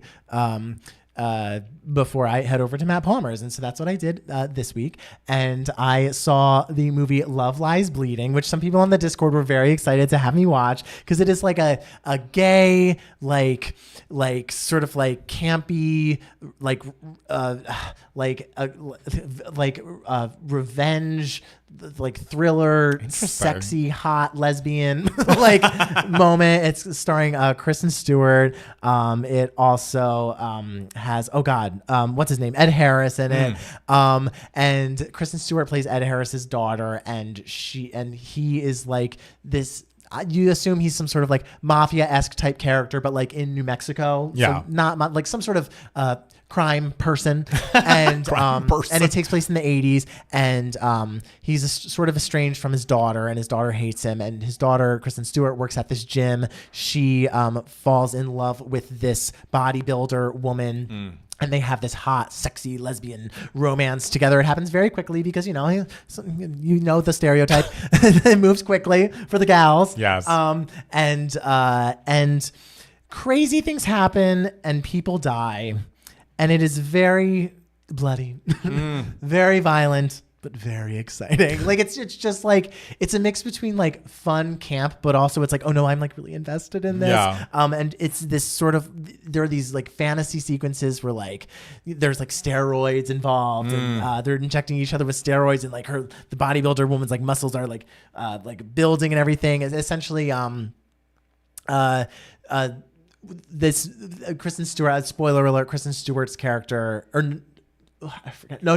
The girlfriend's character kills the brother-in-law of Kristen Stewart, played by Dave Franco, because he is abusing Kristen Stewart's sister, and so they essentially have to hide the body, and it's them trying to do that and deal with all that. So it has a little bit of blood in it, but it's so entertaining, and so it's there are moments where you're thrilled because you're so invested in the story, but moments where you're thrilled because you're just what? This is wild. There's this one moment near the end where they become these giants and they start running through the clouds and everything. It's sort of this sexy fantasy noir thing. It's really, really just a wild movie that's so entertaining, so watchable. The performances are really, really good. And so yeah, I definitely recommend it. It's a nice, energetic movie to watch before you dive into a Beyonce album. I love that. Yeah, and it has lots of guns in it because her father owns a gun range or whatever, and guns. And then I went into Cowboy Carter where she was bang bang spaghetti. Those were the lyrics I caught in that song. Yes. And so yeah, I think everyone should check it out. That's amazing. Yeah, Matt Palmer, what has been giving you moments this week? Well, of course, because of Cowboy Carter and editing it, I have not had a lot of time to consume new media, but I do just want to say I am all caught up on Drag Race. And spoiler alert, if you are not caught up on Drag Race, we're finally down to our top 4. And the bottom 2 this week was really worrying for me. There was this girl, Morphine, who has won 3 lip syncs. So there's between her and Maya Aman LePage, they're both kind of the lip sync assassins of the season, meaning when in the final 2, they kind of out lip sync their other person and make it onto the next round, even if they didn't do so well in the challenge that week. And this week, my girl, who I am rooting for to the end, and it was kind of between a couple of queens for me, but I am fully a Saphira stan. At this point, Saphira has just so much class and elegance and showmanship, and she is just excellent in every way. she was in the bottom 2. And I was so nervous when I tell you that, like, I was like, she can't go home. Like, I need her to be in that finale. I need her to put on the fucking show of her life. She's going to be excellent at that finale. And the thing is, her lip sync style is a little more, like, close-up shot. And Morphine's style is more, like, very out. Like, she's a dancer. She can really move. She's the one who won with doing Megan Thee Stallion's Body the other week. Okay. And so this week, it just was, like, the lip sync was closer than I would have liked it to be. Saphira, you could like literally acting all over her face, and like she would move when she needed to move, but it was like not the most outward performance. It wasn't the fireworks. Yeah. And so I just was nervous, and thank God Saphira stayed. But like I need her to win. Like I would be fine if either her or Nymphia won. If Nymphia won, I think that'd be cool. Nymphia, I think, is a great queen who should have had more challenge wins this season. If Plain Jane wins, Plain Jane is the one that was so rude at the beginning. She's less rude now. Okay. I still don't want her to win. Okay. And it's unfair because Q is so talented. Q is like the designer of the group. Like every time it's a design challenge, it's like Q's to lose. Like the most amazing designs you've ever seen. But like Q is like, and we love everyone has different strengths, and I would say this about myself, a bad dancer. And so if you're on stage, you're doing your final lip syncs and like you're doing your final big performances in the finale. I just think it would be weird if she won. And also I feel like Q is kind of a sore loser. Like she lost last week and Saphira won, and like it was close between the two of them at that challenge. And it was the week that Q was very out and open about like her HIV diagnosis. And so it was like a big week for Q. And so I get it. She really wanted that win. But when she lost, it was like truly her face dropped. She was so upset the rest of the episode. She went back there. And then like after she slept on it, she kind of didn't say anything, which is rude the whole night, just didn't say anything. The next day she walks in. She's like, no, I'm feeling better today. I mean, your win really wasn't deserved. Like we all know that. And it's like, Q, I thought Saphira deserved it. So like, don't be a jerk. So I don't know. I'd be fine. They're all talented. I would not be upset. But Saphira has won so much, and she just is such a star. Like you can't have her on a stage, and she just like you're just always going to be focused on her. I want Saphira. All right. First of all, I'm glad that subtlety prevailed. It did. For once in like a drag thing. Because, yes. Subtlety can sometimes win. Yes. Here's my advice for Q. Lean into your bad dancing. And have that be a shtick in your like lip syncs. Like lean. It's like, I know very little about drag. I know very little about Drag Race or whatever, but wasn't there a drag queen on RuPaul's Drag Race who was in like season 1, and she was like the old timey drag queen and everything. And there have been some old timey and people were like, oh, she doesn't really fit in with all the other drag queens. And then she came back for like All Stars and did like really well because she like leaned more into like the old, like lean into who you are. If you are a bad dancer, make it a part of the humor of the lip sync, like because it could totally work if you find a way to do it right. Like the video of Mariah when she like starts dancing like in her concert. That's like the like reason why it's so good is because she's just like, I don't dance, but I'm gonna do it. I'm gonna do it, and it's gonna be real subtle. Like that's why it works so well, Yes. So I think Q, lean into your messiness. Lean into the messiness. Q should do whatever she wants to do after this season's over, and Saphira has the crown. Okay. She can do it. I love how you're so scared when like your favorite's in the bottom 2 for like 10 minutes or whatever. Imagine being a Big Brother fan and your favorite is on the block and you are for 5 days stressing nonstop. I can't have that. I would be too upset. That's why I've stopped like sort of becoming so emotionally invested in specific people in Big Brother. Because it's too stressful. I become emotionally invested in I just want something interesting to happen. That's like good. That's what I become emotionally invested in. And then when it doesn't, then I'm devastated. But like I've learned to stop becoming emotionally invested in specific players. It's hard to do that on Drag Race specifically because they like over the course of all those weeks, you're gonna they're gonna show their story. They're gonna show so many sides of themselves. And they're gonna do so incredibly in the challenges, but also backstage they like talk about how they came out and like how their parents didn't accept them, but like they found themselves through drag. It's just like it's hard to not get attached. I'm attached. Saphira must win. Okay. All right. All right, Saphira. Good luck. Good luck to her, and good luck to all of you. Is there anything else you want to tell the people? Well, good luck to us too. Yeah, good luck to us as well. Good luck to us. We got things going on. We do. All right. Thank you guys so much for listening and or watching. We'll be back next week with more 2Gay Mats, the podcast. Bye. See our live show. See our live show. May 4th. Thank you. Oh, That's cute. great. That's cute. We did it. I was like, ooh, did I watch anything? And I was like, yes, I watched Drag Race. You watched Drag Race. And Race. I cared a lot. Yeah. I cared a lot. What are y'all up What to? are y'all talking about? There are no fights happening. No. That always stresses me out when there's a fight going on. I mean, Mariah can do rock as proof from Bringing on the Heartbreak. That's true. Got to look up Ed Harris person, see if I recognize his face. You know Ed Harris. You know Ed Harris. First time I saw RuPaul was on Tu Wong Fu. Thanks for everything, Julie Newmar. And then I started seeing Ru in an episode of Sister Sister. I forgot Ru was on Sister Sister. Sister. It is crazy to think of like how long RuPaul has been. Oh, sure. In the zeitgeist. Yeah. Steele, I'd like to imagine that Two Most Wanted is about Love Lies Bleeding. It should have been on the soundtrack. I mean, it would have been great. Is it too bloody for me? You would not be pleased with some parts in terms of blood, or not so much blood amounts, but like there's one visual in particular and some like sound added to it where you're like, oh, but you know, you're an adult, you could hack it. I don't know. I closed my eyes during parts of Poor Things when I was hearing the fucking like head being chopped open and the brain stuff. I was like, oh, I don't need to see that. Sure. Don't need to see that. But you know, sometimes it happens. Sometimes people's heads get cut open and brains Michael Smith, get it is transferred. Palmer. Daddy Lessons better be on the set list. I mean, it must be. Yes. It must be. On the Cowboy Carter tour. The Daddy rumor Lessons is that there. the tickets go on sale this Friday. I don't think it's true. Jesus Christ. I love Cowboy Carter, but I can't do this two thing. I mean, I think when we're all writing out the tracks, it's exhausting. No, I'm not writing the two eyes because I don't even know. In Spaghetti, is it the last? I guess it's the last two. And like some songs have the two eyes, some songs don't. I'm saying that the words how they're It's exhausting. supposed to be. It would be funny if she did Beyonce with two eyes. That would be cool. That'd be cool. But I mean, that's not even the album title anymore. I know. I know. Tu Wong Fu was my mom's favorite movie. Well, I saw Tu Wong Fu. Did you go to that outdoor? No, I didn't do Tu Wong Fu. I did that one. It was good. I've actually never seen Tu Wong Fu, like in full and like paid attention to it. The one time I like sat through it in full, I was on a date. He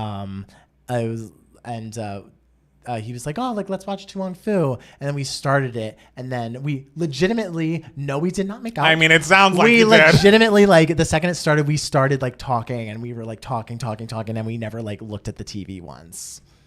We were I swear to God, I swear to God, we were talking. This feels and then, like and the conversation was good. That's great. Yeah, it was a great date. Hey, great conversation. It was a gentleman who you liked a lot. Who I liked. Which one did I like? You liked him a lot. The second after you met him, you were just like, he's great. Was it? What's his face? Yeah. Oh, okay. Good. I love him. Yeah. It was a good first date. Yeah. Is Poor Things a good or bad movie to watch high? Asking for a friend. Oh, that's funny. Neither of us have been high, so we don't. I've been high, but not in a long time. It depends on. I don't know your reaction. It could be overwhelming, but I think it's mostly cool for that, right? It's nothing too like would get you out of your mind, like you scary. I think you'd be good. I don't know. There are different kinds of highs. That's I think. true. So, I watched it recently, and it was so cute. Tu Wong Fu, yeah. Tu Wong Fu or Poor Things or. I never would have watched Poor Things if you weren't for y'all talking about it. I ended up really like, great, Christian. I'm glad you liked it. I think you would love Tu Wong Fu and be obsessed with Stockard Channing in it. Oh, I'm obsessed with Stockard Channing. Already. Regardless. Anyone with the last name Channing. I mean. Steele stands. I stand. Oh, wait. Let me do one more ad. Sorry, guys. One more ad. Thank you. A lot of people don't even see the ad. Hold for ad. Here we go. Who do y'all think B is killing? Act 3 prison residency. I mean, maybe Jolene, right? It comes right after Jolene, daughter. Jolene is dead. Yeah, Jolene's not with us. Jolene's not with us anymore, but that's okay. I did love all the memes that were like Jolene being like, "What? Now why am I in it?" I know. I ain't even did nothing. The Cowboy Carter vinyl being sold in stores is also the Beyonce cover, which kind of annoys me because I spent $60 on a limited edition vinyl that doesn't feel very special. I see that. What you gonna do? What you gonna do? Oh, guys. This has been a week. This really has. This Friday's videos are going to be so fucking easy. We're going to do a reaction to that Chaperone shit. Chaperone. And we'll record. We'll do a patron only thing. Request. Because we got to knock them. Well, the thing is, we have one that's still in process. You could just put it up this week. And it would. I will, but we always record it. Right. And then, yeah. Well, what's the next one? I forget. I'm going to look. If it's something too long. Yeah. Grace, no one wants Jay-Z that bad, Beyonce. I watched the Eternal Sunshine movie for Ari and Dead Poet Society for Taylor. What would Cowboy Carter's movie companion be? I don't know. I mean, she said Killers of the Flower Moon inspired some song. What song? I'm like, was it Daughter? No. I don't know. She said she had, was watching Westerns in the studio for the whole time. Okay. Cool. But yeah, and that Killers of the Flower Moon was one of the movies she watched. Okay. Babylon is not next. Don't even say that. Next. Oh, I can't fucking wait for Babylon. Fucking Jimmy. I'm so excited for How Babylon. dare he You do have that no to me. idea. Oh, guys. No, it's an album. I remember I looked it up at one point. Oh, Shauna Block music. Shauna Block. So that was from, who's our friend did that one? But yeah, okay, let's see how long that is. Do you see Lady Gaga and Beyonce doing songs together again in the next album? What with the murder theme in the telephone music video? I mean, that'd be fun. I would love, That'd be great. we would love that collab to Y'all know happen. I'm pulling for that next Lady Gaga album to be really fun and wacky, like Joker 2. I'm really But Joker pulling 2 for is all covers. No, but like that thinking Joker the 2 album. will Oh, got it. inspire. Okay. Will inspire like something real crazy and fun. Yeah. Telephone Part 2 would be iconic. I mean, it really would. I wonder, I bet the Gaga fans were a little disappointed because there were so many rumors about them collaborating on this album. The movie that came out last year, so it wasn't all written years ago. No. I mean, we're in March 2023, April 2023 on our patron requests? Yeah. I think we're on April now. All right, that's good. And after June or July, whenever we did the switch over on Patreon, it gets a lot easier. Wait, is Eternal Sunshine with Jim Carrey? Yeah, Jim Carrey, Kate Winslet, Mark Ruffalo, Kirsten Dunst, Tom Wilkinson. I swallow. That's going to be a meme at Steele. Oh, Jesus Christ. You know Jeff records it all. Do you, Jeff? Oh, he's probably got so much dirt on us. I know. Italy is King by Lady Gaga. Yes, I would love that. I think that'd be so much fucking fun. Very funny. What if the next act is gospel and not rock like we thought? The ending with Amen might be a clue. Listen, there will be gospel included in the rock, I feel. My favorite. There has to be. One of my favorite Whitney Houston albums is the Preacher's Wife soundtrack, which is all gospel. And it's going to be great. Jeff also got Palmer saying, I just was reading it. Damn it, I've been caught. Oh, God. So I shouldn't be reading these comments. Our careers are over, I know. guys. So it's, But it's also like, no shade. Who doesn't? We're all adults. It's 2024. I don't know. Maybe that's too much. I'm just saying. Wow. I won't go on. But I'm just many people who don't. But like, I feel like it's like oysters. Just like it goes down quick. You don't even taste them. Right? Am I wrong? You're not saying anything. I didn't start this conversation. I'm just shocked that this is coming out of Matt Palmer's mouth. I just feel like that's not that. Mr. I can't handle the sound of the brain surgery and poor things. That's so much worse. I don't have a problem with like sex sunscreen. It's the murder stuff. I don't murder people. I don't cut into people's heads. Yeah. I love that you think this is like the worst thing I've I don't ever think done. it's the worst. I think it's just the funniest. I'm just like so shocked. I don't know. Okay. All right, we'll move on. I'm glad that you have a technique that you incorporate. God. Stop. Just saying. Matt Stills. My mom is long asleep. How red? I mean, look. Yes, I am tired. No one used this against me. Listen. Thought we were all friends. We're all friends. Listen, Jeff has it recorded. Whatever you say. Whatever you say. Yes, shout out to the Preacher's Wife album. We love. Bring it back to God. Yes. I can't believe this is what there's.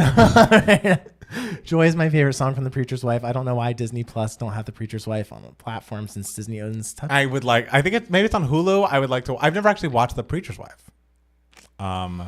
So I'm guessing you don't like the You Netflix show? Oh no, that's the one with Gossip Girl on it. I've never seen it, so I can't. Why don't you like it? Because it's all killing. It's all murder. Oh, is it? Yeah. Okay. The whole plot of You is like he's a serial killer. He's a stalker.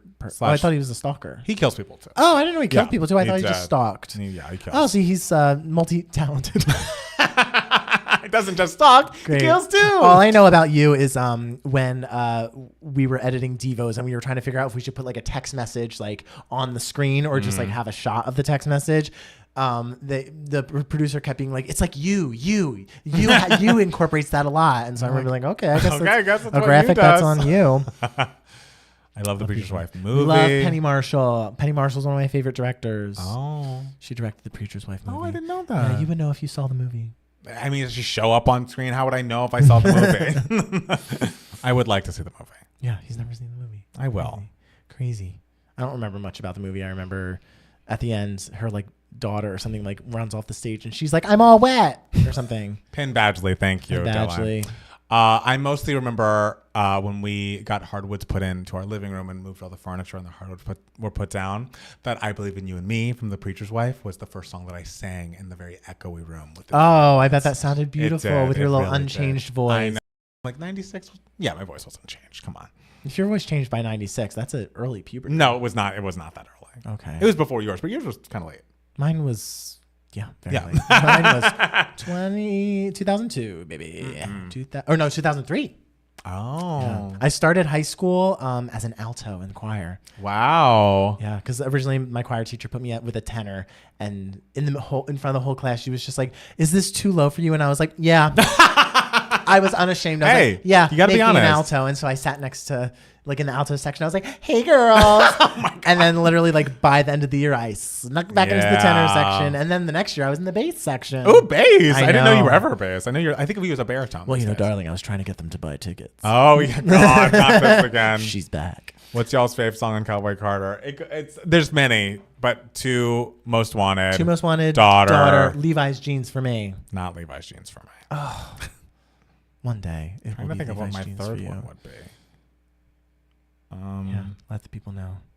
Oh my God, alto twins. We love alto twins. I remember we sang Somewhere Over the Rainbow, and my part was Somewhere Over the Rainbow, skies are blue. My number 3 is between Just for Fun and Tyrant.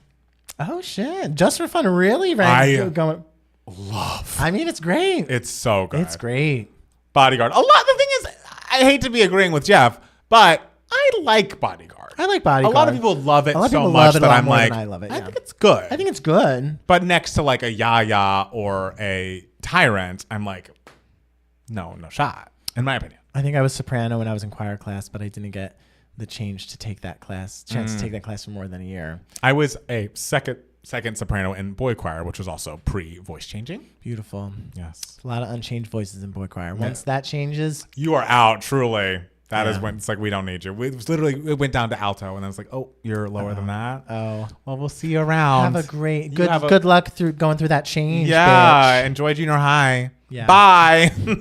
Two Most Wanted and Two Hands to Heaven are just so beautiful. I'm obsessed with them both. Me and I did Carol the Bells for most of it. Altos is one note. That's funny.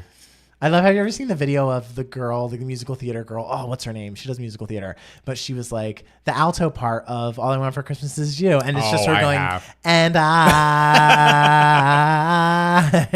I have. It's very funny. I love "Waiting to Exhale" way more. I mean, both those soundtracks are excellent, but you get more Whitney on the Preacher's Wife soundtrack. Can't argue with that. I always want more Whitney. Is Preacher's Wife, is that Babyface too? Did he do stuff on Preacher's Wife? I don't know that he did, because it was like some gospel. I think it's mostly a lot like of Kirk Franklin. That's the only gospel writer I know.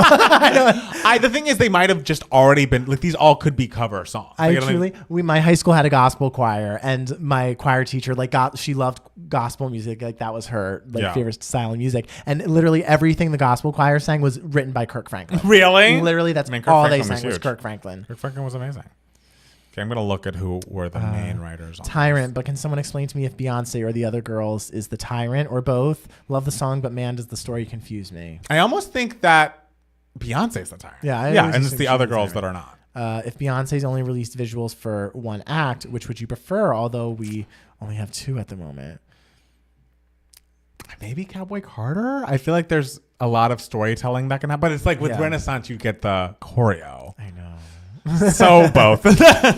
Which are you more likely to play at your wedding? 2 Most Wanted or Cuff It? I mean, both. Both. Both. Kirk Franklin did write Joy. Okay.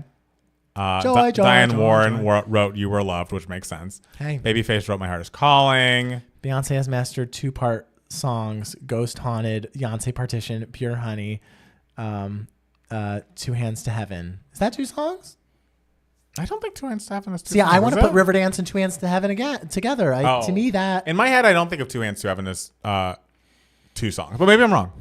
I think the placement of "Bodyguard" with Jolene was great. I think it was an ode to Whitney covering Dolly's song. I thought that too, but I also thought it was going to be like a sample or a cover of, and it definitely wasn't. Every time I hear Beyonce saying "Buckin'," I picture her on the Bullet Machine from the Sugar Mama music video. I love Broadway and gospel music. I just love an ensemble or choir. Yes.